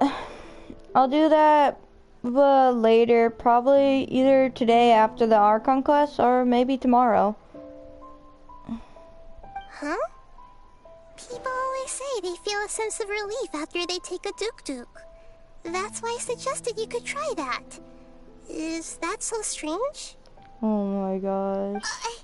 It's so strange and so against common sense that Paimon's at a loss for words. You were sounding kind of smart just a minute ago. We're going to go get some rest. Yeah.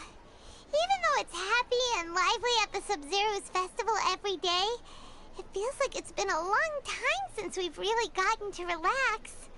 Let's go back to our room. Dang it, not the beep again. Continue the harvest. Compared to what we stand to achieve, these sacrifices are trivial.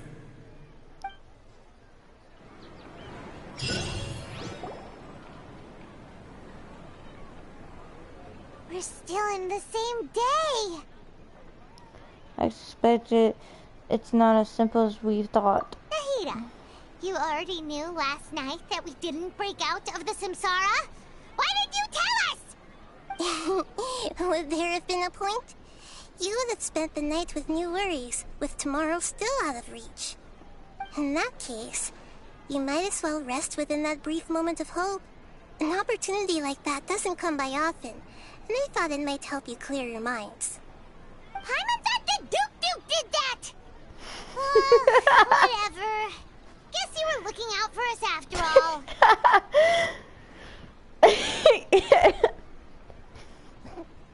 Of course. In the time we've been together, you two have been everything to me. Aww. Paimon's flattered and everything, but maybe you're taking things a little fast. What I mean is, even though I had asked you to solve this puzzle, you two are still the only ones who can see me and sense my presence. In other words, if you weren't here, I may as well not exist. That's why you two have been everything to me. Get it? Nahida's talking about confusing stuff again.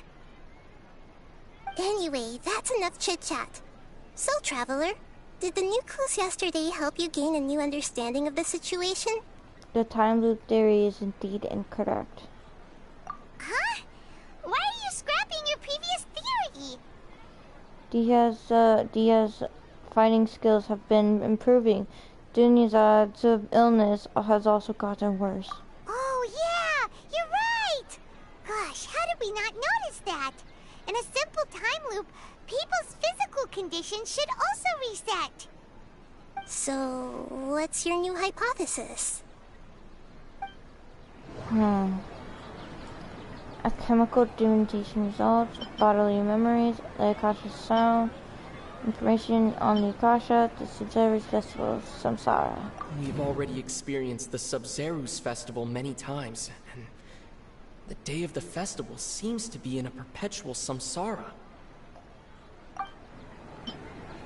Okay, Nahida said the Akasha relies on the power of a gnosis to operate, as it is the manifestation of the God of Wisdom's power. It compiles the wisdom of the entire...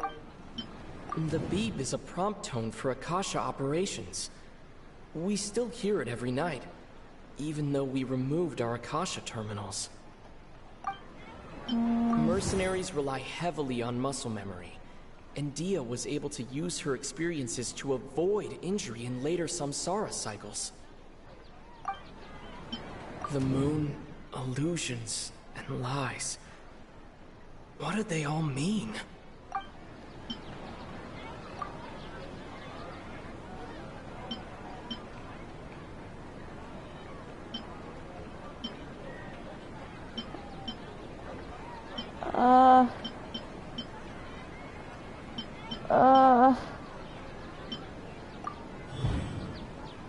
Memories are deleted every day.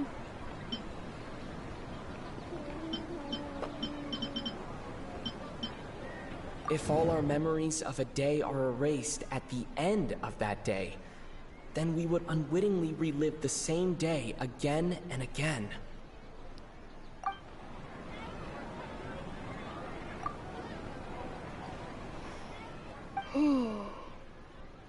We aren't in a time loop. Instead, our memories are being erased at the end of each day.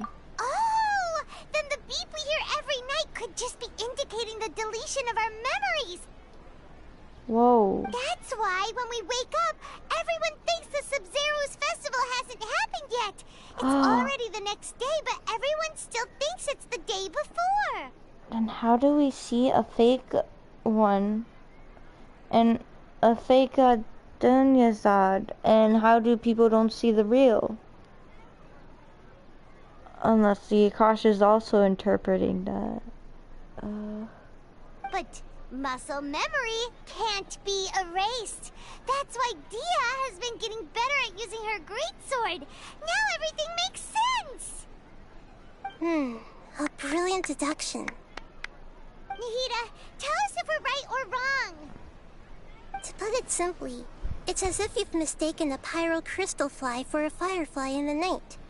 You lost sight of its true nature because you focused too much on your perception that it glows. That isn't simple at all! Still the wrong conclusion, huh? Why don't you go talk to Miss Dia again? You might learn something new. Right! She did help us find our latest clue after all. Let's go!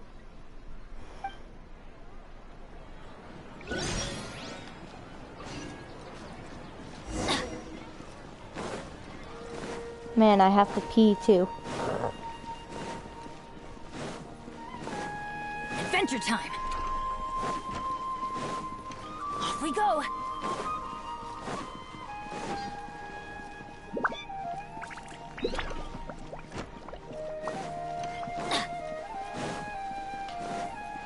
Off we go! Adventure time!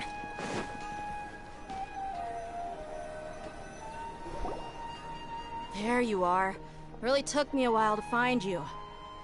As expected, Dia also didn't get hurt today. Get hurt? Why would I? Don't underestimate me.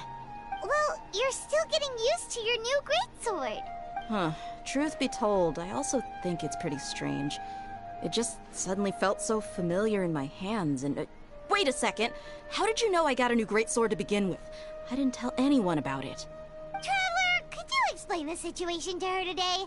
Paimon's gotten a little sick of doing it. We don't actually need to explain everything. Let's just get straight to the point. Oh, that works! You suddenly became proficient with your great sword because we lived through this same day many times. They're already in our memories of the day are erased every night. What happened to you guys while I was gone? Did you get brainwashed by some cult? Don't think too hard about it. Just take what we're saying at face value. Alright then, let me get this straight. You're telling me that my body's already gotten used to this great sword, but my brain just doesn't remember it? Yes, your memory's being erased every day. Then I'd have to disagree. That's impossible. Oh? Why do you think that? If we've actually been reliving the Sub-Zeru's festival day after day, then what happened to the things we used? The money we spent, the food we ate? Oh! Common sense says my wallet should have emptied itself a long time ago. There's no way I wouldn't have noticed that. I thought about that too. But if the sages were behind this, If they utilized the entire city's resources as well as information supplied by the Akasha. Right! They could use the Akasha to record what everyone did that day, and then use the city's resources to replenish everything! It's not very likely, but it's also not impossible. No, it is impossible. I've got proof. You have proof? Where? You two are surprisingly serious about this nonsensical discussion. Fine, I'll play along for a little longer. Yes. Come with me, Miss Dunyarzad. Please come along as well. I still can't guarantee that this area is safe.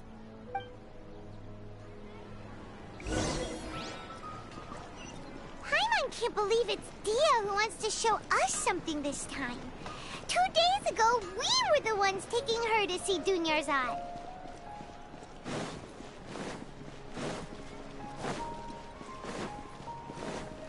Off we go!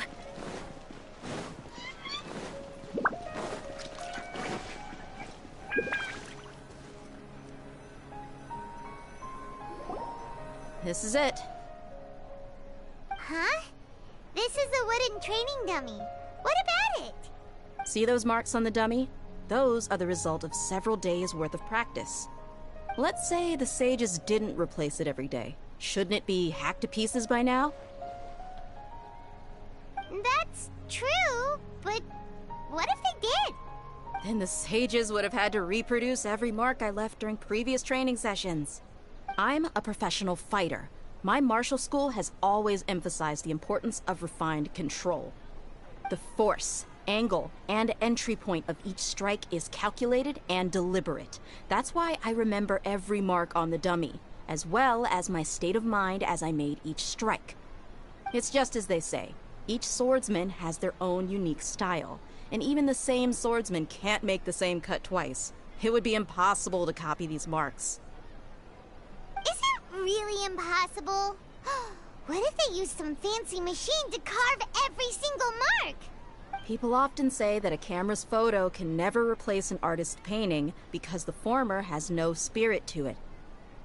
The same thing applies here. At a mere glance, I can differentiate carved marks from the results of combat training. That makes sense. It seems well have to abandon this theory. Whew. I hope that cleared things up for you. Hey, is this that new brain exercise game that's been super popular with the scholars lately? It's surprisingly fun. Anyway, it's getting late. I should escort Miss Dunyarzad to Nilu's stage. See you later. Well, back to square one. Is our memory deletion theory also wrong? But at least we've reached some other conclusions in the meantime. We're not in a time loop. We're not in the real world. Yep, that's true. So, can we think of any new ideas right now? Let me think. I suddenly realized that something is strange. Strange? Paimon feels like everything's been strange lately. How come we never thought about leaving the city? Huh? Leaving the city? You're right! It's really strange how we never thought of such a simple solution! Many things should become clear if we can confirm the flow of time outside of the city. Paimon can't believe it! Did we miss this because we're tunnel visioning too hard on our other theories? Or because we're just too tired? It is really strange. We should have thought of this a long time ago. How about we go back and ask Nahida? Maybe we've forgotten something about leaving the city.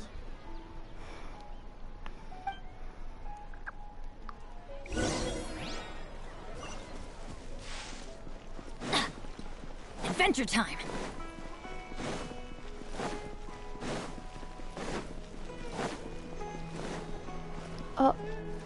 Oh, for a minute I thought they weren't here.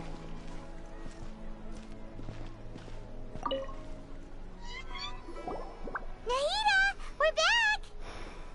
You're back early today. Did you find something new? Sort of. We're mostly sure now that we're not in a time loop. And we also aren't in the real world. But at the same time, we have a new question. What will happen if we try to leave this city? Have we ever tried leaving this city? Leaving the city. As far as I remember, you've mentioned your plans to do that twice before. We did? But we don't remember anything. What happened after we talked about those plans? What did we say when we got back? Let me think. I don't think you ever actually told me what the outcome was. Oh, it's probably more accurate to say that both times you never came back the whole night. But you two sometimes stay out the entire night anyway, so at the time, I didn't think too much about it. It is true that sometimes we lose track of time during our investigations. Before we know it, it'll already be the next day. But still, neither of us remember anything about leaving town. Really? That's kinda strange. In theory, I should have already awakened all your memories. Let's try again tomorrow. Maybe this is the key. Yep. Something here's definitely fishy. Let's get to the bottom of this tomorrow.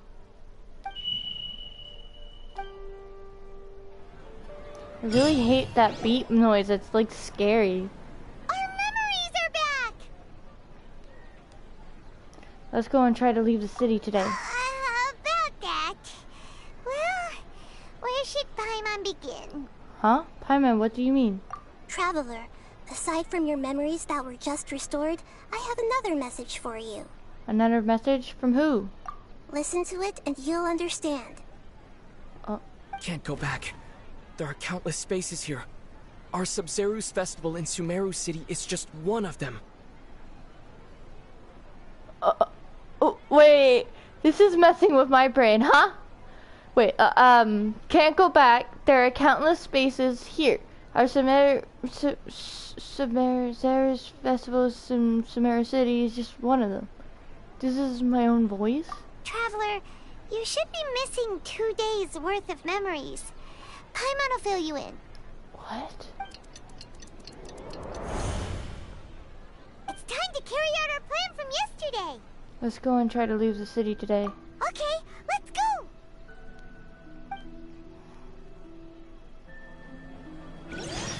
Oh. We don't have many more festivals to waste. Hurry and find the truth. Oh.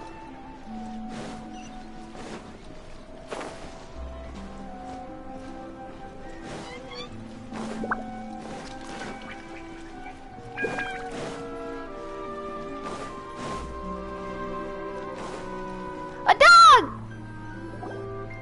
Why can't we leave the city? What is the academia up to now? Don't ask me. It's not like I can tell you anything. This is a direct order from the Grand Sage. Just wait until tomorrow. I have a real emergency.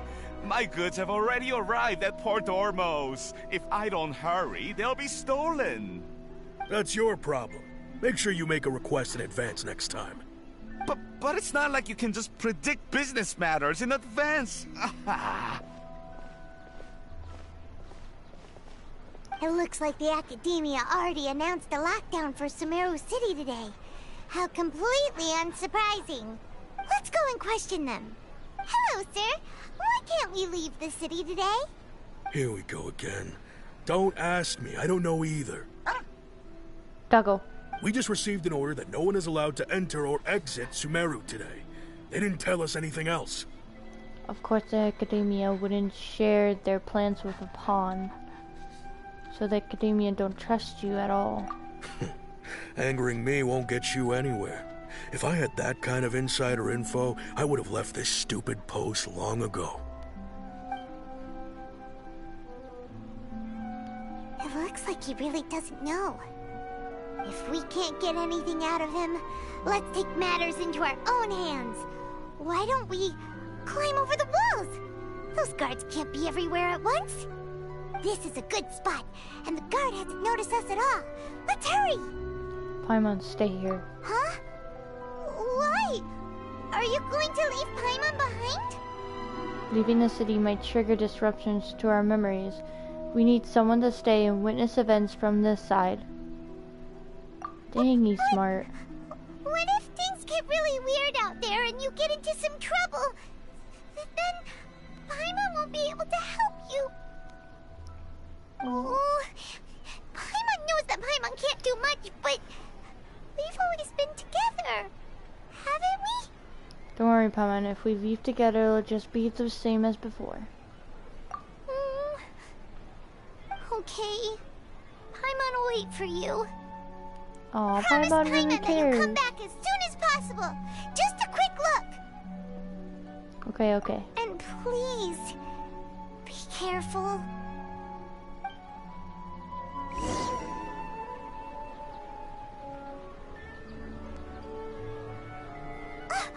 Memories! Let's go and try to leave the city today. Traveler!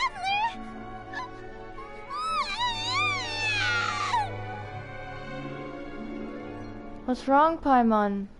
Paimon thought Paimon would never see you again. You just disappeared. Paimon waited for you for hours and hours at the city wall and you never came back. You promised Paimon that you were only taking a quick look. What did I promise? Paimon, calm down. He's here now. I don't think he understood what you were saying. Paimon doesn't care. Paimon wanted to go look for you, but you also said that Paimon should stay. Paimon was so worried and so scared the entire day. Although I don't remember doing any of this, still sorry, Paimon. I won't leave you behind. Okay. Paimon will forgive you. The most important thing is that you didn't actually disappear. Oh, Paimon was so scared that you had gone into another world. Okay, Paimon, can you tell us your perspective of what really happened yesterday? I see. Using two people's different perspectives. After that, you left the city. Paimon kept her eyes on you the whole time, but then you disappeared in an instant. You sure that what you saw? You weren't zoning out or anything? No way! Paimon was watching you with the fullest attention. What's your perspective, Traveler? You sure you don't have any memory of this? Yes, I don't even know that yesterday existed. I guess that explains everything. You also lost your memories the last 2 times you tried to leave the city. Those days' memories can't be awoken. So, if we leave the city, our memories will be completely erased? So they didn't just restrict access to Sumeru City, they are also erasing the memories of those who leave. It really sounds like something big outside of the city is being hidden on purpose. Oh, man. But this way, we'll also never discover what's outside. If our memories will be erased, can we leave behind something other than memories? Something like a message? But how can we send it back? Don't look at me like that. I'm not used to being stared at. Well... Okay. You want something that can pass on messages, right? Give me some time and take care of Dunyar's out for me. Yep! Now we're talking!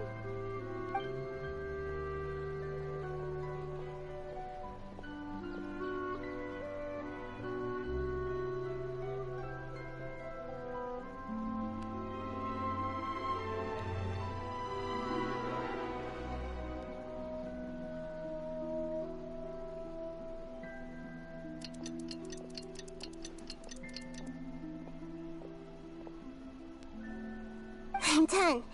Here you go. What? Isn't this just an Akasha terminal? You made some little changes. Akasha terminals are already capable of sending messages. I just tweaked it so that it could connect to any node. To make something like this? Nahida, you really know the Akasha like the back of your hand. Anyway, we can use this now to record a message, right? Yep.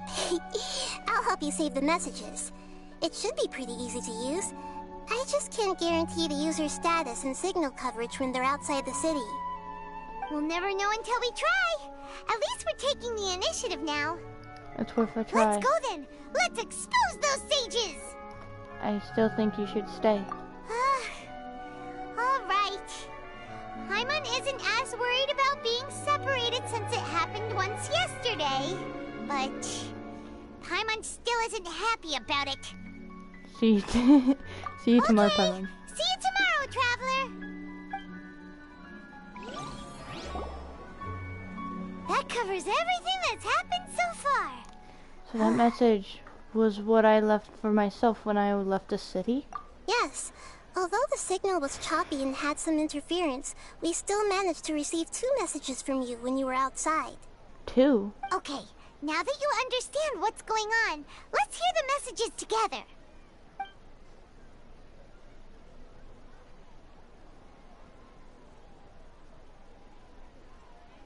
Can't go back. There are countless spaces here. Our Sub-Zeru's festival in Sumeru City is just one of them. I've entered another space. Before me are flowing sandstone and howling fish.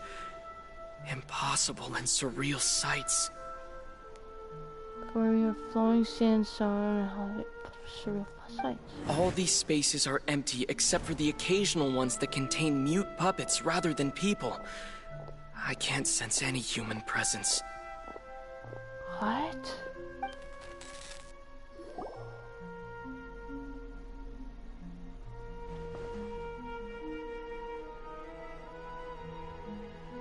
That's one heck of an info dump. It sounds like you left the Sumeru city space when you set foot outside of the walls. But everything looked completely normal when Paimon was looking out from the inside. That's unbelievable. And if we take your word for it, the other spaces all had very weird contents. There's another part here. We only received it last night. These spaces have been disappearing one after the other, absorbed by something like a sun in the sky. And now, even the final space has also disappeared. Behind me, a lot of spaces just appeared again from thin air. I get it now. Those spaces are actually... Shoot! Why did the message end right there? What did the Traveler want to say? What are those spaces? Probably because yesterday just happened to end at that moment. Oh, right. Paimon did hear a beep from the Akasha. Did it come from here or from the message? The message. It should have come from the Traveler's Akasha terminal. After the beep, Traveler said even the final space has also disappeared. Traveler, what do you think that final space could have been? Okay, this is like scaring me. Like this whole freaking story. Give me a minute, I'm turning on the light. I'm not, like serious, this is kind of scaring me.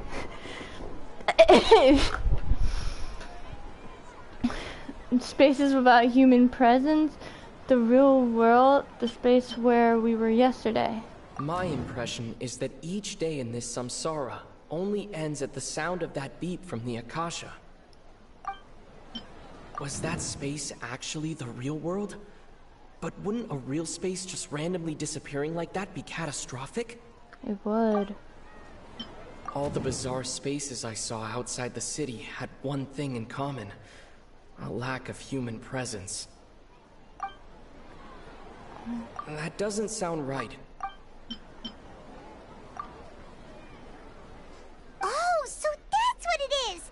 After the sound of the beep, the final space, the Sub-Zeru's festival, also disappears, and we're taken to the next day. Later on, Traveler also mentioned a bunch of new spaces materializing behind them. Do lots of new spaces appear every day? Paimon's head is spinning. Just what are these spaces anyhow? Well, consider this.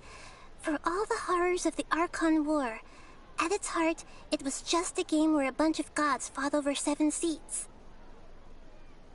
So no matter how strange or spooky things may look on the surface, maybe all they point to in the end is a small and simple secret. Wow, the Archon War, huh? That's an analogy and a half. A secret, huh?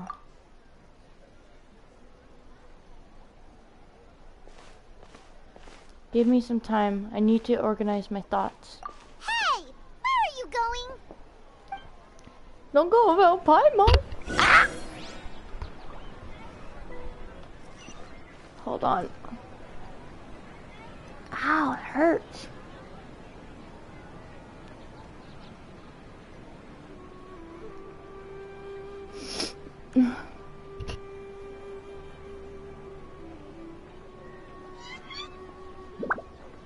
Sorry, that hurt. I like caught myself. Thought I had like some kind of splinter. I don't even remember how I cut myself. Maybe I like touched something and I just didn't notice it. Adventure time.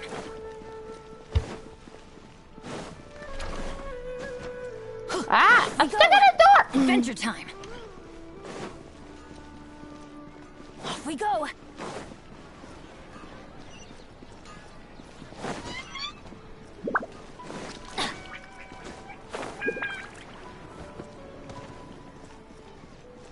Adventure time.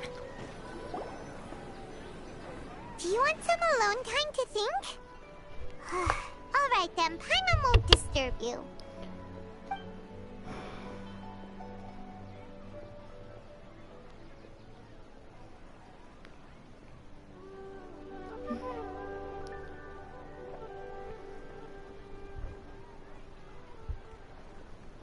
The dance of Sub-Zeros is about to begin.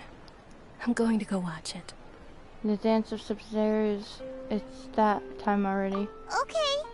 Why don't you go ahead, Dunyarzad? We still have some other stuff to do first. Okay then. See you later. Have you figured it out yet, Traveler? Time is ticking away. I think I know the answer now. Awesome! What is it? Paimon wants to know. Oh, wait, no. Let's meet up with Nahida first. You can tell us both together. This time, we're gonna get to the truth. Nice thinking, Paimon.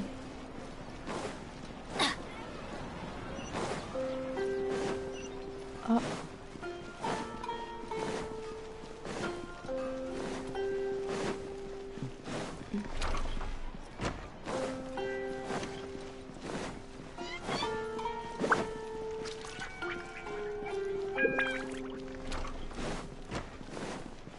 Off we go. Come Adventure on, time. I want to know too. Off we go. I'm here. You're back. I've been waiting forever for you two. Judging by the looks on your faces, are you ready to take your Sub-Zeros exam and graduate from the festival? Ask away, Miss Nahida. Okay. First off, have you discovered the hidden truth? Information on the Akasha, space vessels, space human presence, go from the Sumeru, do not dream. People in Sumeru don't dream. What a strange phenomenon. The moon, illusions, and lies. What do they all mean? All the bizarre spaces I saw outside the city had one thing in common. A lack of human presence. Oh. Those spaces remind me of dreams. Like the one I had in the Avidia Forest. Except these have no sign of human presence. We've already experienced the Sub-Zeros festival many times, and the day of the festival seems to be in a perpetual samsara. Okay, Nahida said the Akasha relies on the power of a gnosis to operate, as it is the manifestation of the God of Wisdom's power. It compiles the wisdom of the entire populace, and it grants knowledge to the people.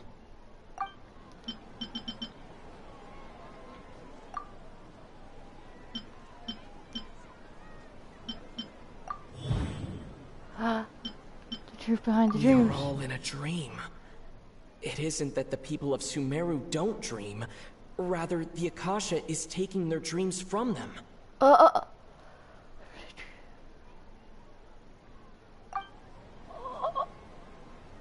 People in Sumeru think they don't dream, but the truth is the Akasha steals their dreams without them knowing it. And those spaces with no human presence are stolen dreams without their host. That would explain why they sounded so weird when he was trying to describe them. Those spaces.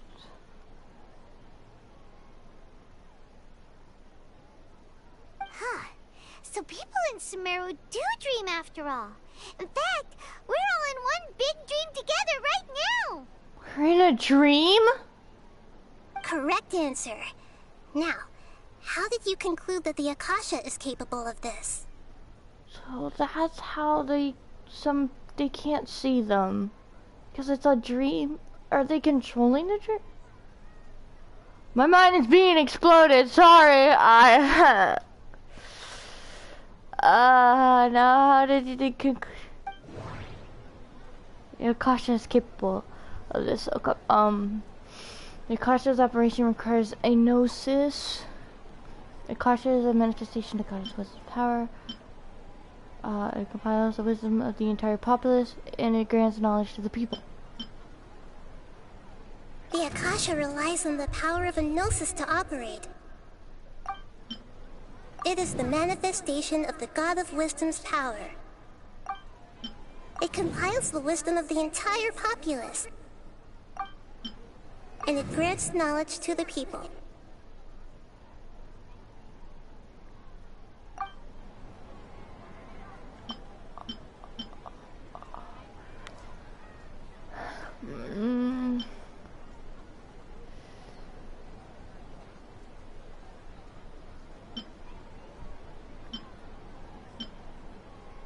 That doesn't sound right. Really? Oh, okay.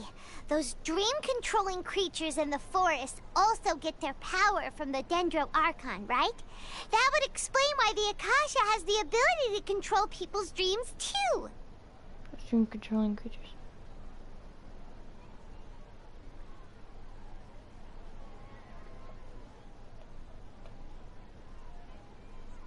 That would explain the... But is stealing everyone's dreams really how the Akasha compiles their wisdom?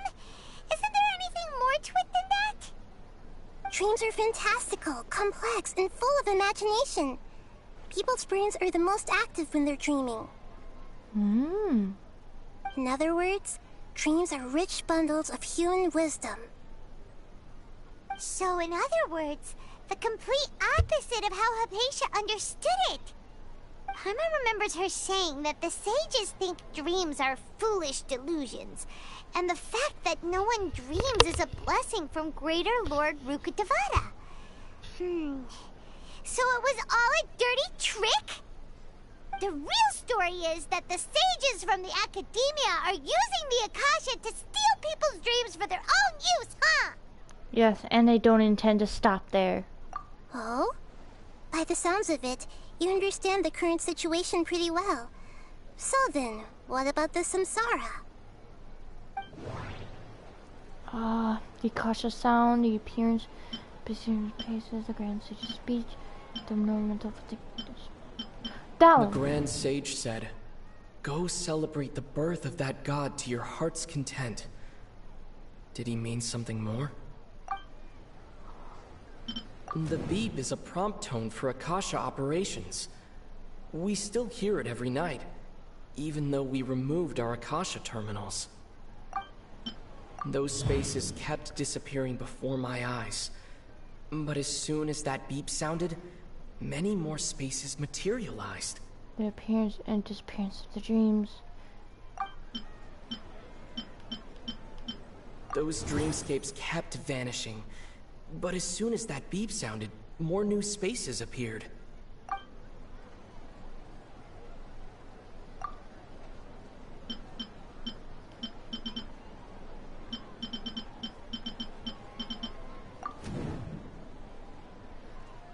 Dreams? We've already experienced the Sub-Zerus festival many times, and my mind feels...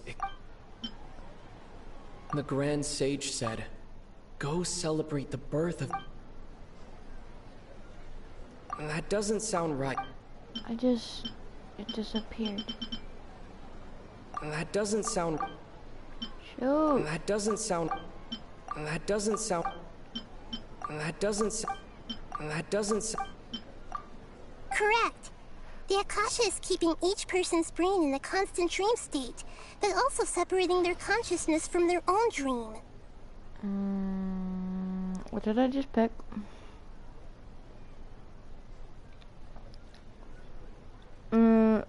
Mass projection of dreams? Correct. The Akasha is keeping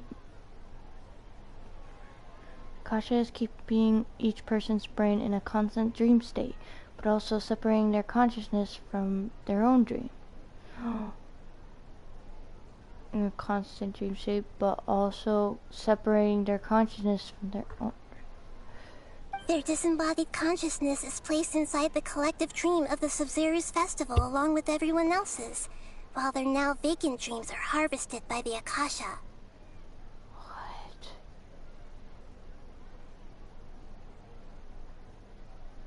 The disembodied conclusions is placed inside the collective dream of the Sub-Zerus festival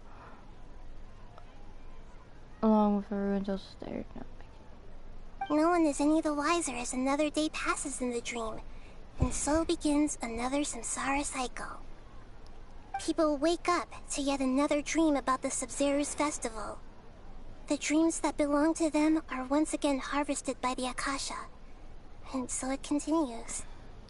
So, this is like a dream factory, and the Akasha is a dream harvesting machine.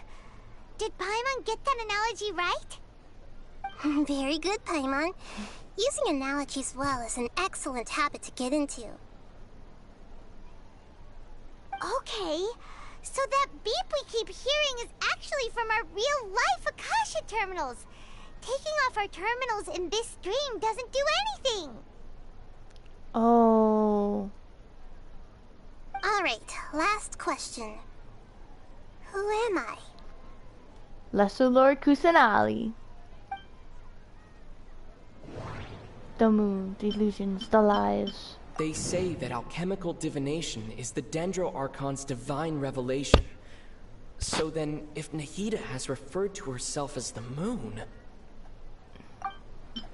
Now that I think about it, wasn't illusions a hint that we're all dreaming? Now that I think about it, wasn't illusions hinting at the sage's deception of Sumeru's people? So you noticed. You are Lesser Lord Kusanali. I thought that one would be the hardest question. That's why I put it last. That wasn't hard at all. Even Paimon guessed that. Everything about you is different. We just didn't want to expose you is all. Now that you mention it, Nahida, you've been hinting to us since the very beginning. It's funny. Thinking back to when we were asking all over the place for info about Lesser Lord Kusanali. Paimon didn't expect to meet you like this. I have a lot of questions for you, but this doesn't seem like a good time. Yes, those can wait until we're back in real life.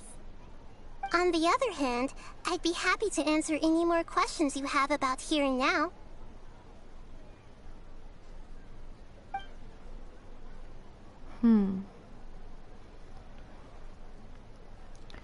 Why couldn't you simply tell us the truth? How do you, the stages, manage to keep people from noticing this?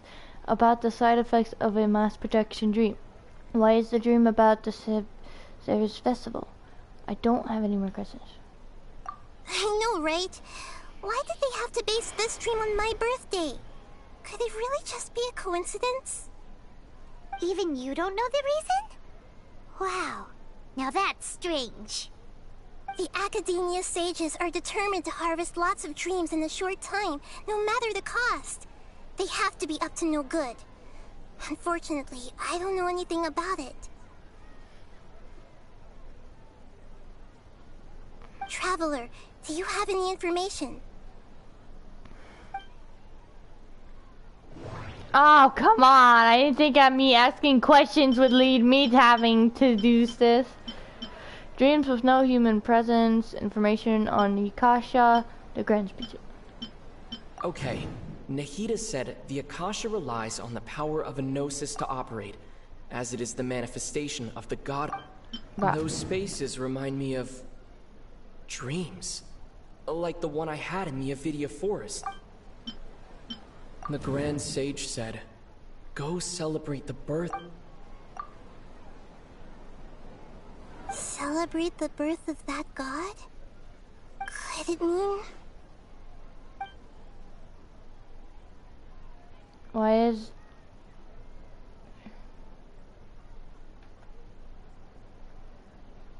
I know, right?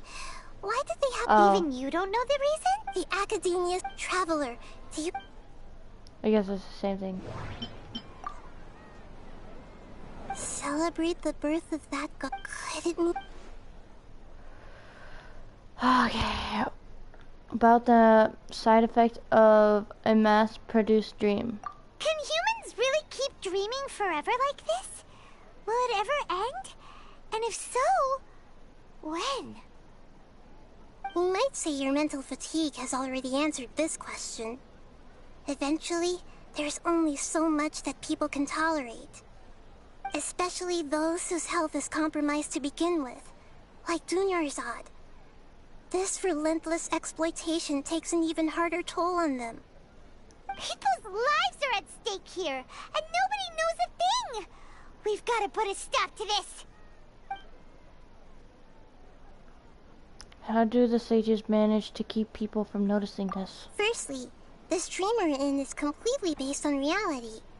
People have already experienced this Sub-Zero's festival, so it would be very difficult for them to find anything that strikes them as surreal. Secondly, you're probably wondering why people don't have any memories from earlier samsara, right? That's because people don't remember their dreams most of the time anyway. And in any case, their actual dreams are being taken away from them by the Akasha. So whenever they wake up in this dream of the Sub-Zero's festival, they don't remember anything from their previous identical dream. That reminds Paimon. Traveler had a dream when we were in the Avidia Forest, but couldn't see what it was about after waking up. Is that an example of what you mean? Yes. Only after receiving the blessing of Dendril can a person gain the Dendril element's dream-enhancing power. That explains the feelings of Deja Vu. Meanwhile, everyone else has no idea that they are in the Sub-Zero's festival samsara, while their dreams are stolen from them over and over again.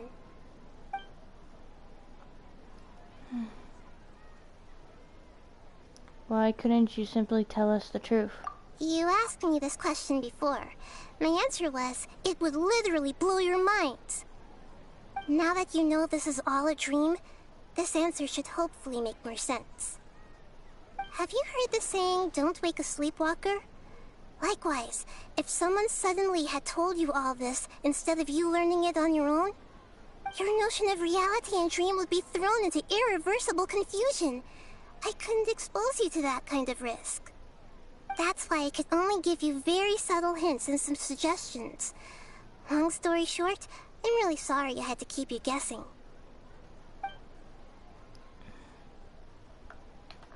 I don't have any more questions. Deceiving the people of Sumeru with no regard for their safety. No matter what they're trying to do, this is unforgivable. After we end the Sub-Zero's festival samsara, we have to look into them. How can the sages of the Academia do this behind their Archon's back? This is ridiculous! In the end, I'm just the moon. The real sun is long gone. A sun and a moon?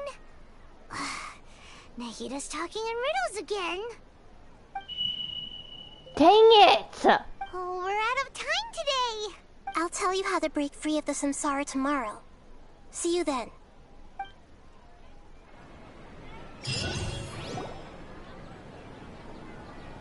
We need to hurry. Where is she? Good morning, Nahida. Wait. Now that Paimon remembers everything, should we instead say good morning, Lesser Lord Kusanali? Hey, what's wrong, Nahida? You don't look too good. Where's No, don't tell me. I'm afraid that what you're thinking right now is correct. Did Dunyarzad already disappear? No way. Are we too late? The real Dunyarzad's consciousness has indeed disappeared. It can no longer endure the constant dream harvesting.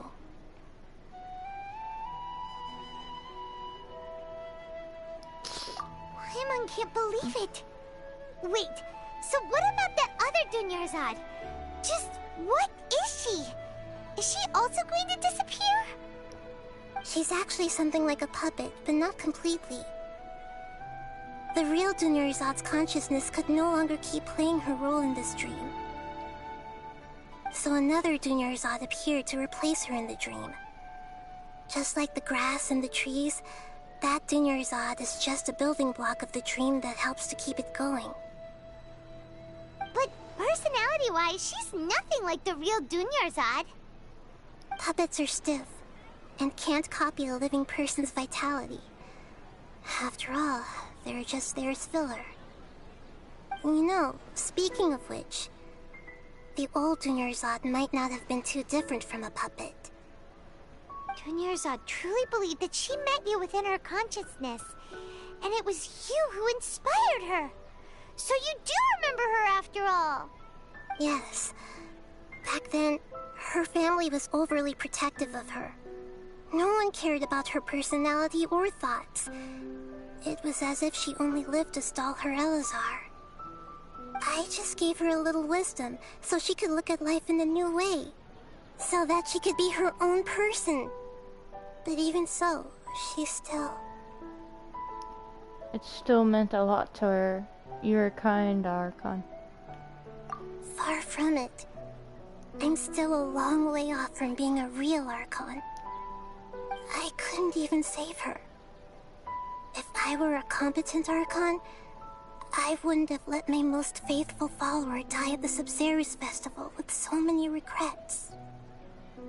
Please don't beat yourself up over it, Nahida. It's the sage's fault, and theirs alone. I'm not beating myself up. All I did was to rationally observe the distance between myself and a real Archon. Don't be like that, Nahida. Even real Archons are still allowed to be sad. To prevent more tragedies like this, we must end the samsara as soon as possible.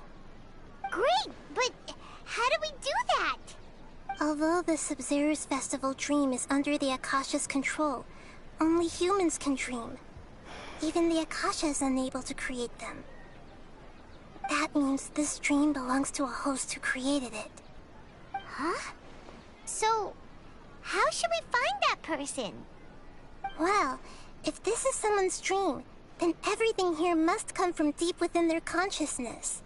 Which means, with the power of imagination, they can change anything in this dream. Imagination? What do you mean by that? Imagination means breaking through what you perceive as normal. Like when a server at a tavern brings a plate to you, you'd naturally assume that food is on it. However, if you're the dream's host and you become aware that you're dreaming, when you imagine gold and more on the plate, the dream will respond in kind, and the server really will bring you gold and mora. But right now, our host is unaware that this is a dream. No matter how many times they're served, it will always be food. So we find the host, then what? Find some way to make that person realize that they're dreaming. Usually, once that happens, the person will wake up and the dream samsara will be broken. How are we going to find them, though? If it could be anyone, it'd be like looking for a needle in a haystack. And even if we did find them, how are we supposed to make them realize they're dreaming? After all, like you said, don't wake a sleepwalker. It's extremely difficult, yes. But the only ones who can do it are you two. Remember, everything you've achieved up to this point has all been for the sake of finding the host and ending the samsara. As for me, during this time, I'll be out of town. Out of town? Are you going to that place full of dreams where the Traveler went? Yes. I want to try something. There must still be a small wisp of possibility. Hurry and go. Dreams are supposed to be fantastical, romantic, and full of pleasant surprises. Unnecessary things like this samsara need to end. Paimon's still a little upset that we've come this far only for Dunyarzad to... She was such a good person, with such a simple wish. But fate was against her. I just feel so demoralized. Yeah. Saving Dunyarzad is what kept us going this whole time. But we mustn't lose hope, Traveler. Dunyarzad would definitely want to see us save everyone else. So let's break the samsara for her sake.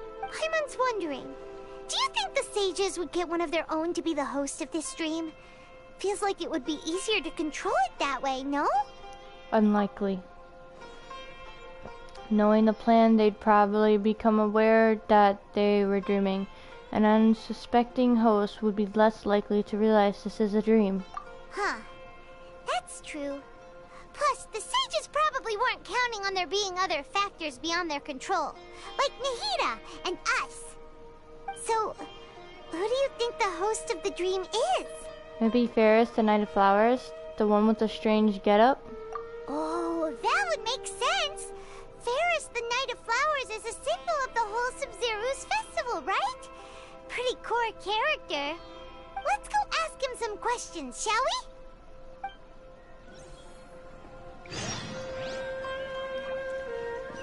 I can't believe she died. This sucks. I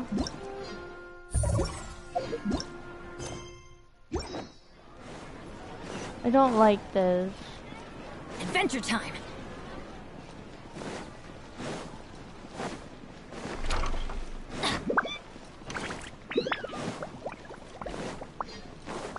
Adventure time!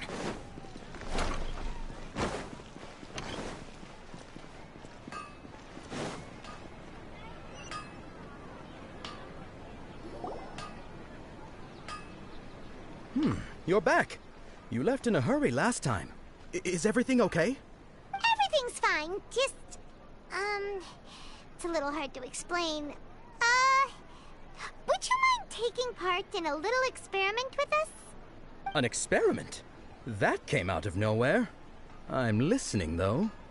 What do you need me to do? Could you make a wish? Imagine you wish yours coming true before your very eyes. You want me to make a wish? Is that a new Sub-Zeru's festival tradition or something? Less questions, more wishing! Okay. My wish. Okay. I'm a little nervous saying this out loud, but I want Miss Dunyarzad to be happy. It's not...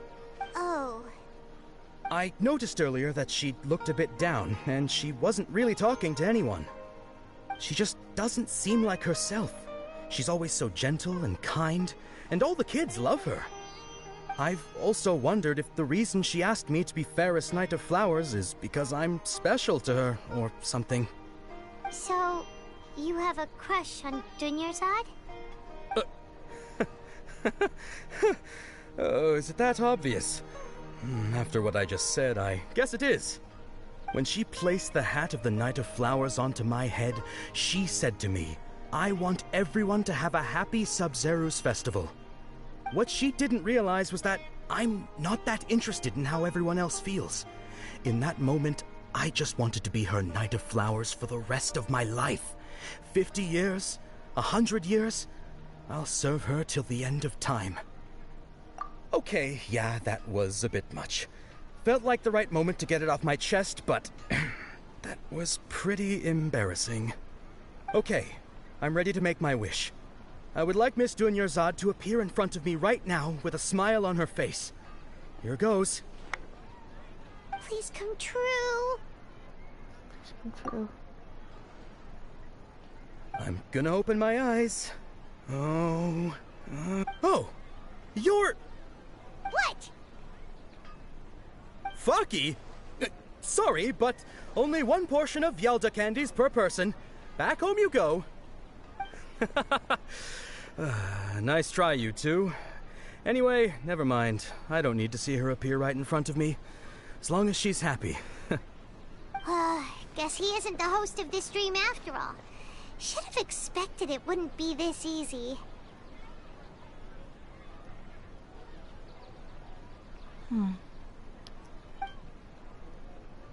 It seems like everyone who knows Dunyarzad loves her. But none of them has any idea that she... My lady, step back. That sounds like Dia! Oh, right. This is when Dunyarzad bumps into the kidnappers. I'll teach them a lesson they won't forget. Huh?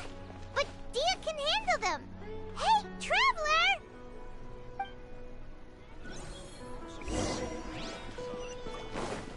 Maybe he's frustrated and he wants to take it out on someone.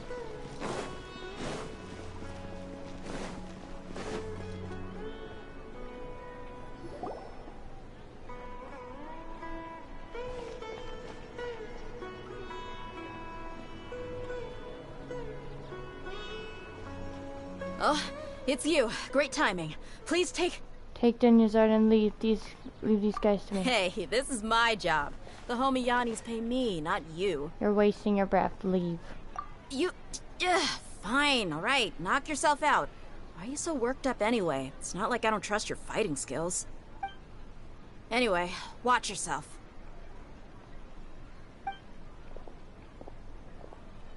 So you got yourself some backup. Suit yourself. You're going down.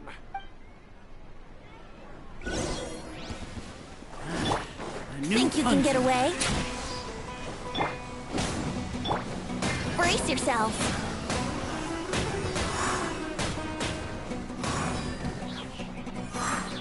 Here we go.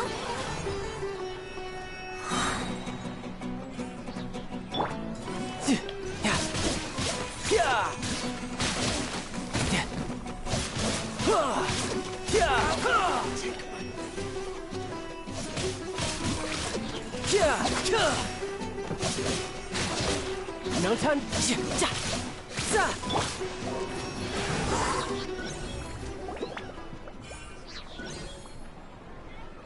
Traveler, were you just taking your anger out on those guys?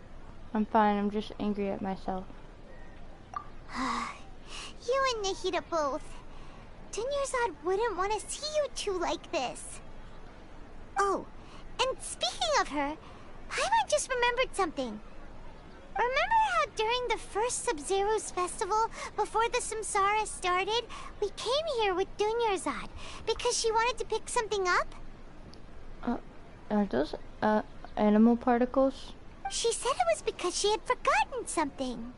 Or particles when they died? Yes, I do remember that. Yes, I forgot to know about that. Okay, so Paimon's memory is working so far. Anyway, Paimon also remembers that she is staying somewhere around here. She pointed it out to us the night before the Sub-Zero's festival. Should we check out what the item is? Maybe it'll give us some clues. Yeah, even if it's only a tiny clue, it'll probably still help us more than this needle in a haystack search.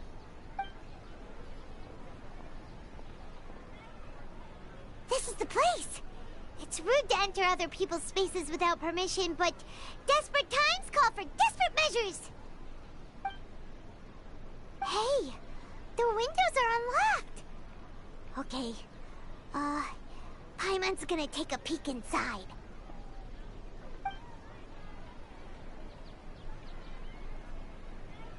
Carrying something. This was only a temporary residence, so there was pretty much nothing inside except this book on the table. Should we open it?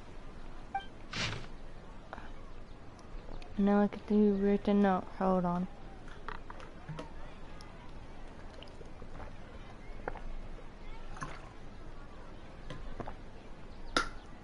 After almost 16 days, I was finally able to get these notes written before the Sub-Zero's festival. Once the festival ends, you and Paimon will probably continue your journey immediately, so I was hoping that I'd be able to give this to you before that. This is a compilation of folk legends concerning Lesser Lord Kusanali, created from a series of interviews that I conducted in this succession and wrote down. I interviewed so many people, but I'm afraid that there are very few who know much about her. Still, I hope that this will be of use to you in your search for her. Gandharvaville's water supply was once contaminated, forcing everyone to go very far out to get water. But one day, people suddenly found that the water was drinkable again, and some said that a green light was seen near the water source the previous night. Everyone believes that this was the divine power of Lesser Lord Kusanali at work. This sounds quite possible. The decontamination of water sources via natural means probably takes ages. Did Lesser Lord Kusanali appear in Gandharvaville then? After Mama passed away, I was super afraid of the dark and couldn't sleep.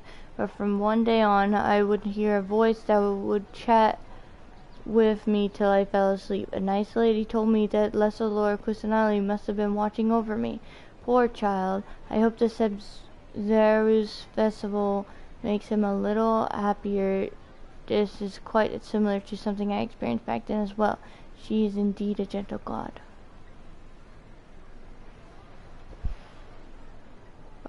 There was this one time when I'd had a wee bit too much to drink and couldn't find my way home to save my life. Then when I turned a corner, I could have sworn I saw Lesser Lord Kusanali. She was very tall and had the most muscular arms, and she caught me when I slipped and fell. Next morning, I found myself sleeping under a tree. I reckon that must have been her looking out for me. I'm pretty sure that was Dia. I'm not sure this one has that much value as a reference. That was probably just a tree, right? Maybe. These folks records appended with Dunyarzad's references and opinions. Leave every page densely packed. Wow. Dunyarzad wrote all of this. Sounds like she was always thinking of us even while we were away. Even though she was also busy preparing for the Sub-Zero's festival and had all her health problems to worry about. She must have wanted to give this to us as a gift on the day of the Sub-Zero's festival, right? If we hadn't found this book, we never would have known. But now that we know, we can't even thank her. Hey! Where are you off to now? This is sad. I really want to beat those people up who did this. We could have lived longer than these stupid academia people.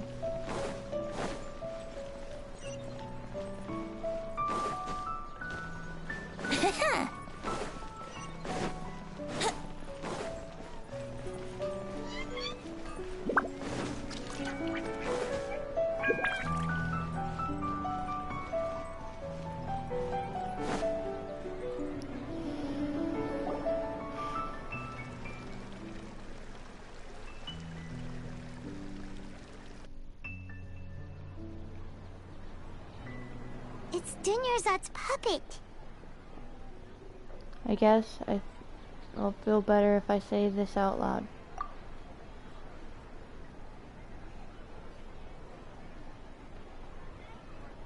Thank you. Traveler?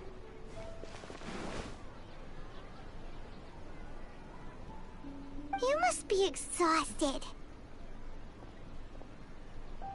Come to think of it, we've been stuck in this place for a really, really long time. Heck, even the last time we were chatting happily with Denyerzad feels like an eternity ago.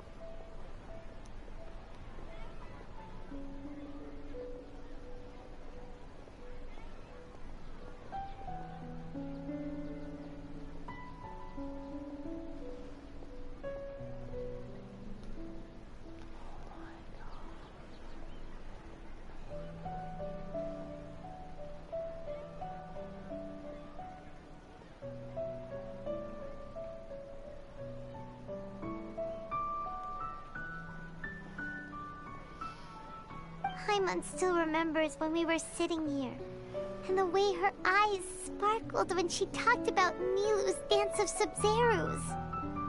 I can barely recall it now. There will always be frustrations in life, but I know that the point of living is not to leave behind any regrets.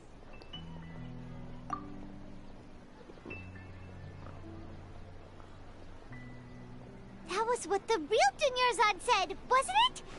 Does that mean... Denyerzad? Yes, Traveler. What is it? Dang it. Oh, so she's still just a puppet. But just now, how come... Not leaving behind any regrets. Let's go, Paimon. What? Where are we going this time? To watch the Dance of Sub-Zerus.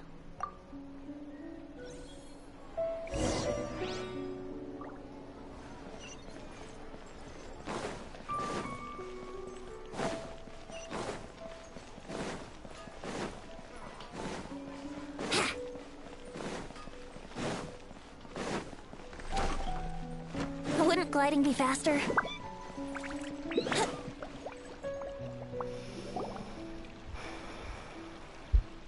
If you continue to resist, we will have to order an investigation into every single event organizer. The Grand Sage has already granted you much leniency. I advise that you exercise tact. How did things turn out like this?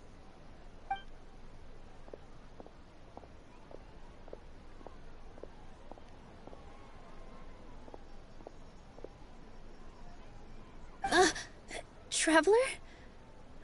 You don't have to get involved. He's a sage from the Academia. I don't want to drag you into this. Traveler? Traveler? What the heck are you doing? If you get arrested by the Academia, that's another day gone to waste!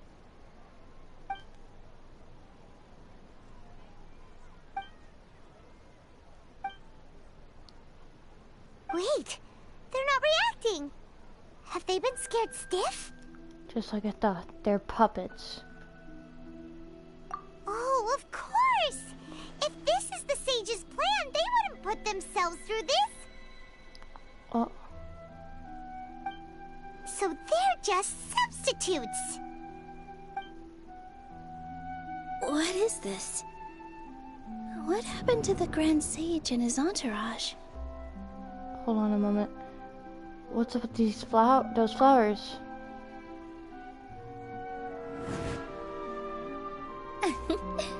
Like I said, they symbolize the goddess of flowers. It's just a shame that all the real Padisaras went extinct after her death. Do you think these... Yes. The Greater Lord brought forth new Padisaras in memory of the goddess of flowers. But she ultimately could never truly replicate that beautiful shade of purple.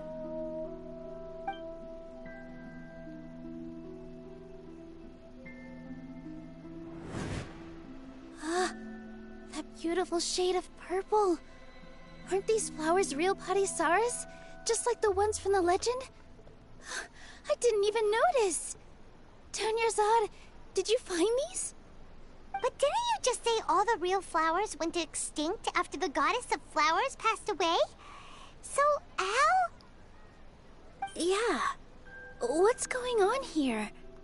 Nilou, close your eyes. Huh? Imagine that the Grand Sage and his entourage are not here in front of you. You guys are acting weird. but okay, I'll try.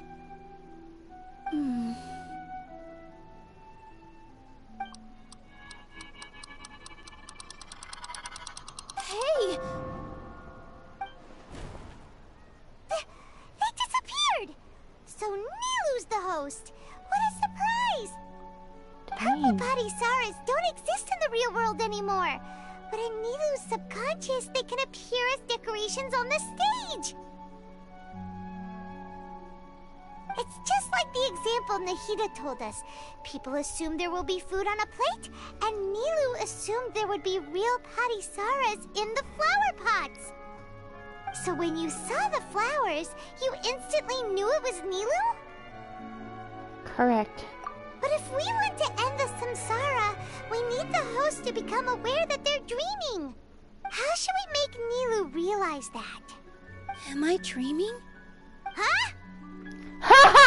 How did you come to that conclusion? So I'm right. Is this Lesser Lord Kusanali responding to our celebration of the Sabzeruz festival? Wrong guess, but you aren't completely wrong either. The point is, what made you think this is a dream? As far as you know, people in Sumeru don't dream, right? Yeah, but have you heard the tale of the first sage?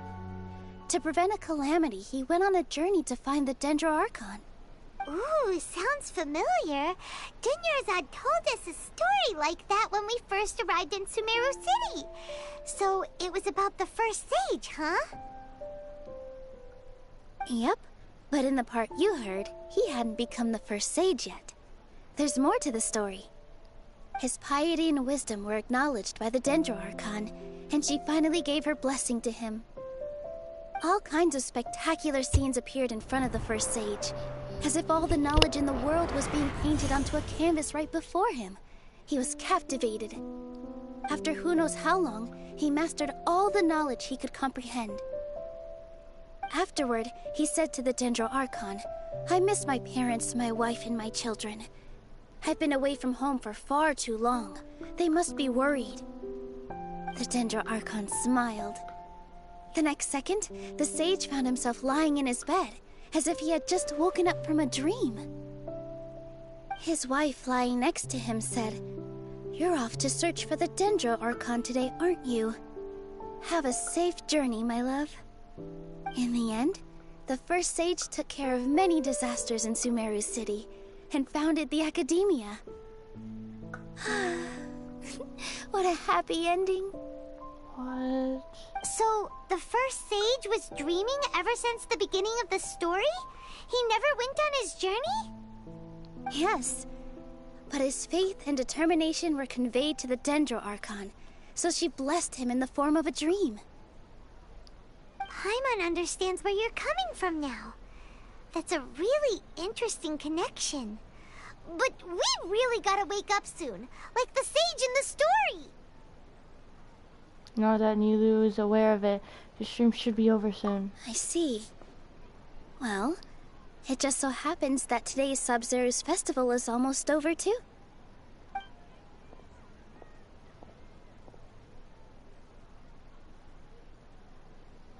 Since we're in a dream, let's make this final dance of Sabzeruz as beautiful as we can.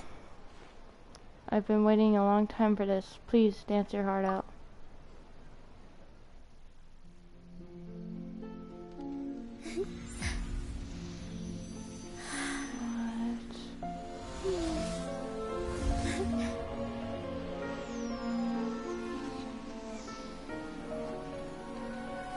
The wait is over, everyone.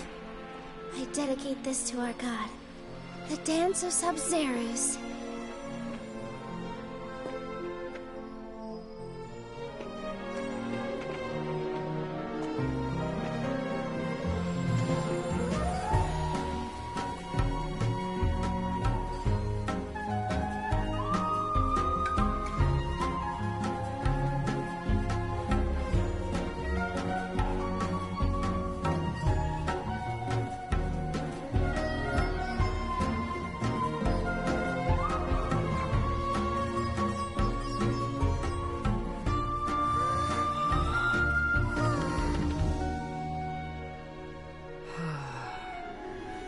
I'd be lying if I said I had no regrets.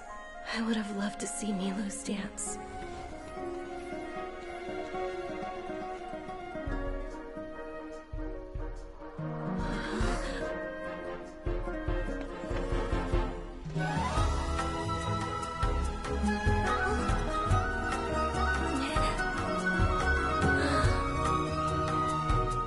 The people who died.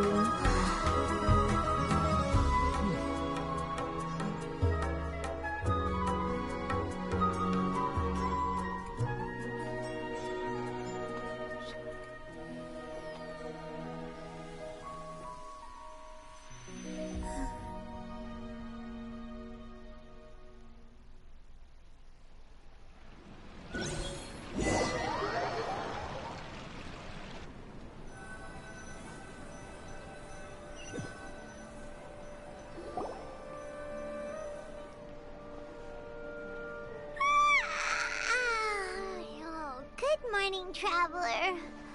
Oh, Paimon feels like she's been asleep for the longest time. Good morning, Paimon. Paimon's head feels super heavy. Did we oversleep? Do you even remember going to sleep last night? Paimon thinks it was after the Sub-Zero's festival. The Sub-Zero's festival! Have we finally escaped from the Sub-Zero samsara? I remember now. Quick! Take off your Akasha terminal! At the end of the Dance of Sub-Zeros, I think I saw Quicklet skill see.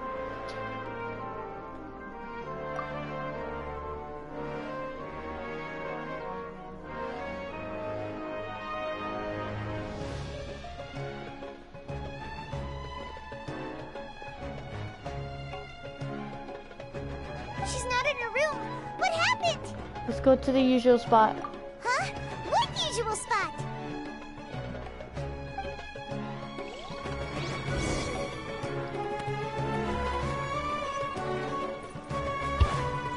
Please, if there's any chance she's alive, please tell me she's alive.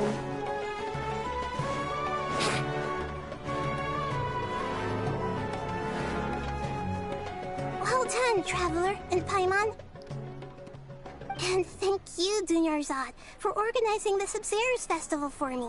Yes, she's alive! Oh, sorry. Oh my gosh, I thought she died. Oh, thank you.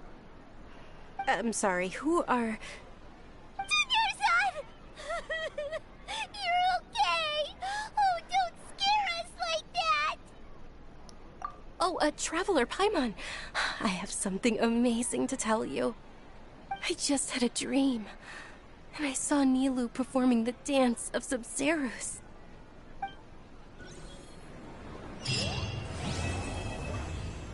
Oh my gosh. Talk to Catherine. Oh, you're okay.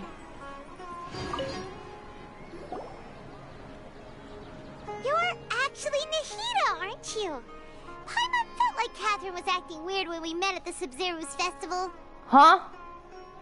And Dunyarzad, did you save her? It's a really long story. We shouldn't disturb her. Her consciousness is still weakened. What? Let's chat somewhere else. Huh? How about by the Traveler's favorite bench? Huh?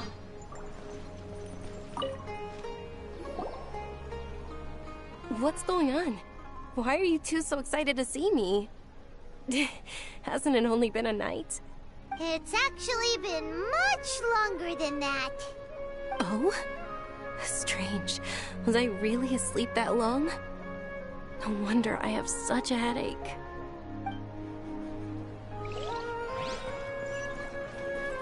She's talking to Catherine. I'm so confused.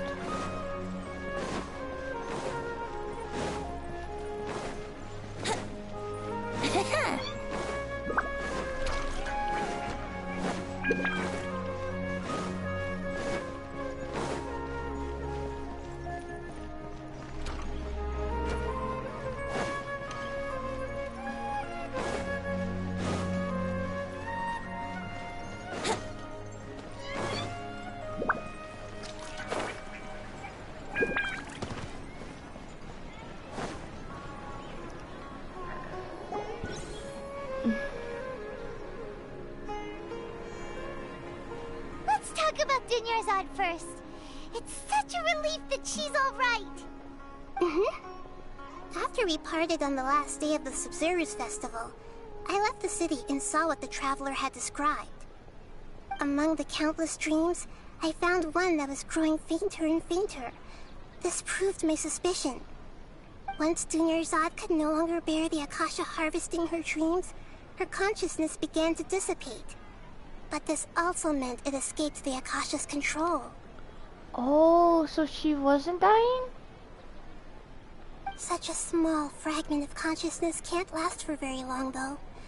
It will return to its original dream, where both will gradually fade until they completely disappear. I used all the power I had to keep her dying dream alive as long as possible. Oh, but it still wouldn't have lasted for much longer if it hadn't been for you two breaking the samsara. So it looks like we did manage to save Dunyarzad in the end. And not a moment too soon. Very happy ending. This is truly a miracle. Huh? Why are you two smiling so happily? I thought you'd be so moved that you'd start crying. I need to spend more time observing human emotions. Both are fine. Everyone reacts differently. Alright, you two must have a lot of other questions for me, right? After all, you saved my faithful believer.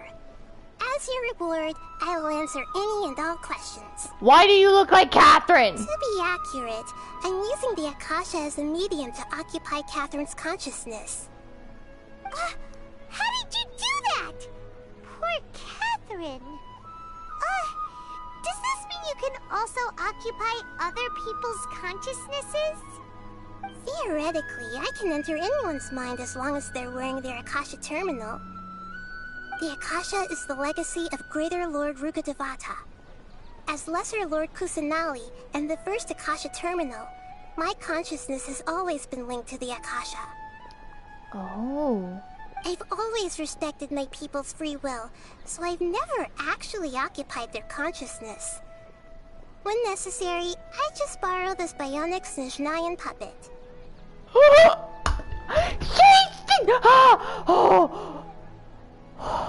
We got proof! We finally have the proof!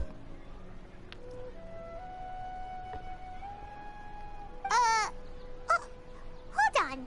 Did we just learn some deep, dark secret? So Catherine is... No wonder Paimon felt something was off about her. What about your own body?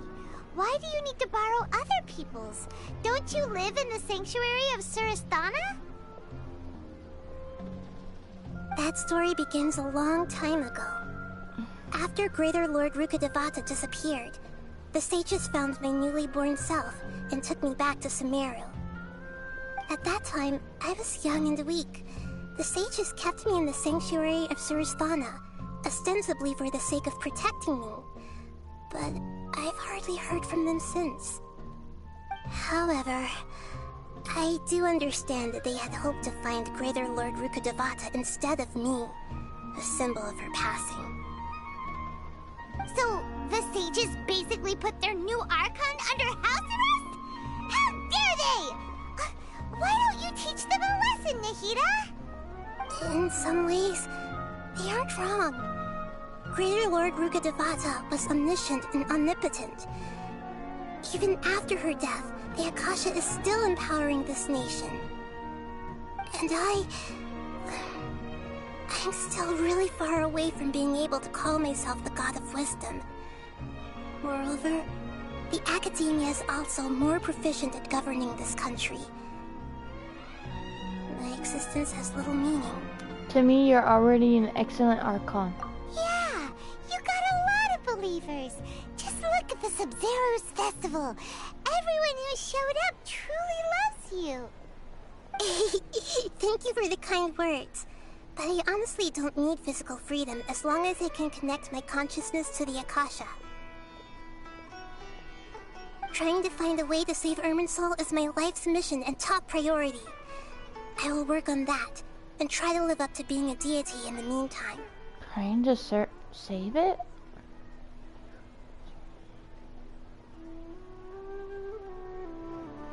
Every once in a while, I will also take up the duties of the God of Wisdom and enlighten a lost soul here and there.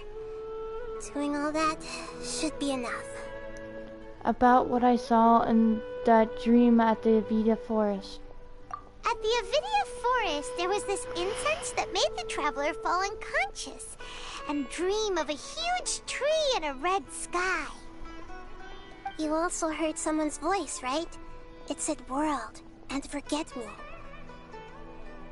Yeah, so you do know! We've been wanting to ask you what that was about, and if the red sky was related to Conria. It seems like the traveler established a connection to Irminsul. That was a message left by Greater Lord Rukkhadevata's residual consciousness in Irminsul. Perhaps her last memory before she died. What? As you two probably know, Greater Lord Rukkhadevata disappeared after the disaster in Conria. The timings of these events do line up, so your suspicions are reasonable. A message from Greater Lord Rukkhadevata? We thought it was from the Scarlet King. The Scarlet King? That god who died even longer ago? Some present-day desert dwellers still worship him. You probably just heard some of their conspiracies. Okay, so what does the message mean? I still haven't managed to decipher it. Even the Akasha isn't currently capable of doing that. Greater Lord Rukkhadevata's residual consciousness in Irminsul seems to be contaminated with something that has a very dangerous aura to it. Morana? Many devoted scholars go mad as soon as they connect their consciousness. I've warned the Academia about this many times, but people still keep falling victim to it. But I believe this is the key to saving Irminsul. That's why I've kept trying to decipher it. So the tree in the vision was Irminsul? Oh, Tighnari also said that Irminsul is sick! Alright. Is it because of the contaminated consciousness?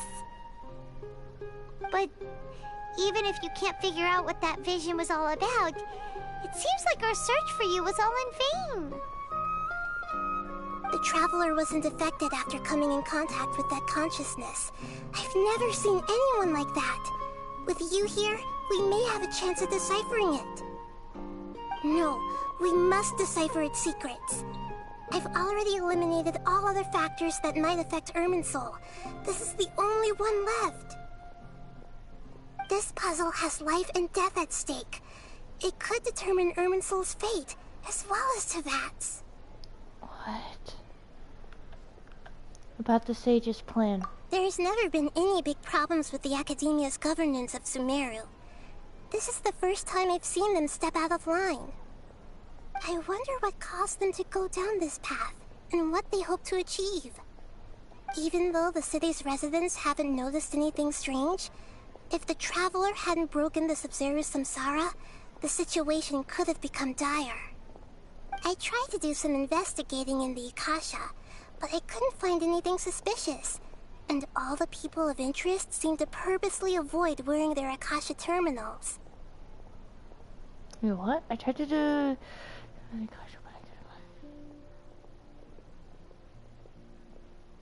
I think they're deliberately trying to hide something. Oh, that reminds Paimon. In Gandharvaville, there was a sage who had invited Tighnari to join some kind of project. Could it be related? Regardless, I need to first investigate the sage's motives, make things right, and punish them if needed. But I'll have to be discreet, or they'll see me coming. No one has realized the issue with the Akasha? You mean how the Akasha stops you from having dreams? Yeah, it's been such a long time. No one's noticed something's up? It's not that no one noticed. It's more like no one cared. Ultimately, it's all rooted in the sage's misdirection. Misdirection? The sage has convinced everyone to believe that being unable to dream is a sign of rationality and wisdom. Not dreaming is a badge of honor in Sumeru. Even if the truth is that their dreams are being reaped by the Akasha.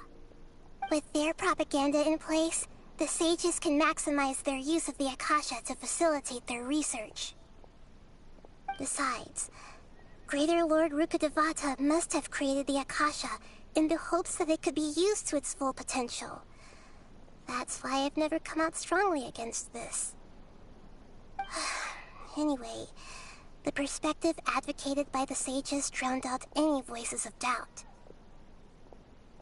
By now, even those who never use Akasha terminals find it too shameful and embarrassing to talk about their dreams.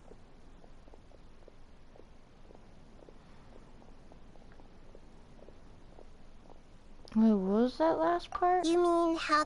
Yeah, it's not that... What was that last part? The sages convinced everyone to believe that being unable to dream is... Even if the truth is that their dreams are being reaped. With their propaganda in place, the sages can maximize their use. Besides, Greater Lord Rukkhadevata must have created the Akasha. Anyway, the perspective advocated by the sages drowned out any voices of doubt. By now, even those who never use Akasha terminals find it too shameful and embarrassing to talk about their dreams.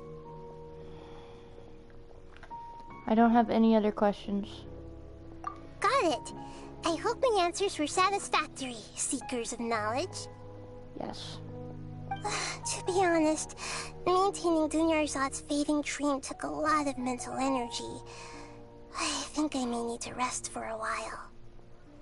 Oh, and you don't need to worry too much about the sage's activities for now.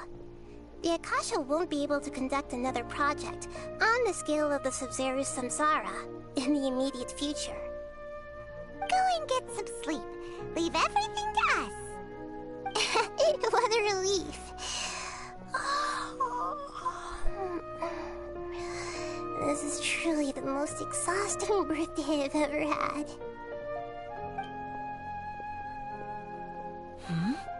Traveler?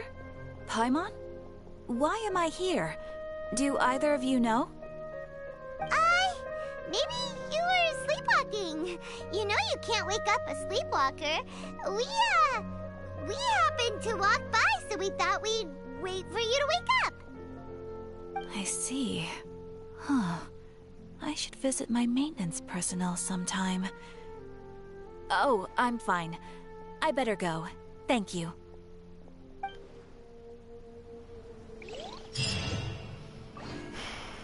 Is that it? Oh. Oh, it's a world quest.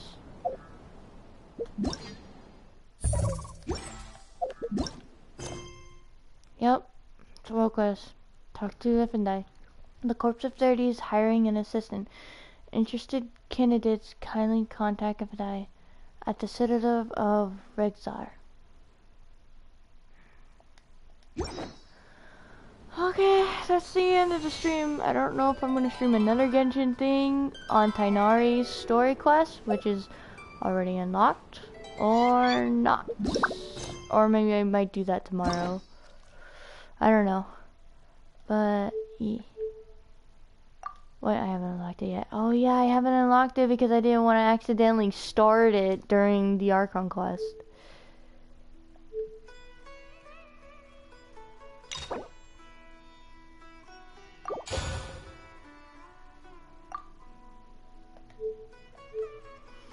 Now it's unlocked.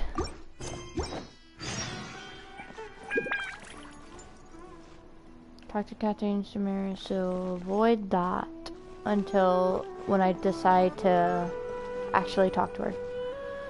Okay, see you later. I don't know when. Bye bye.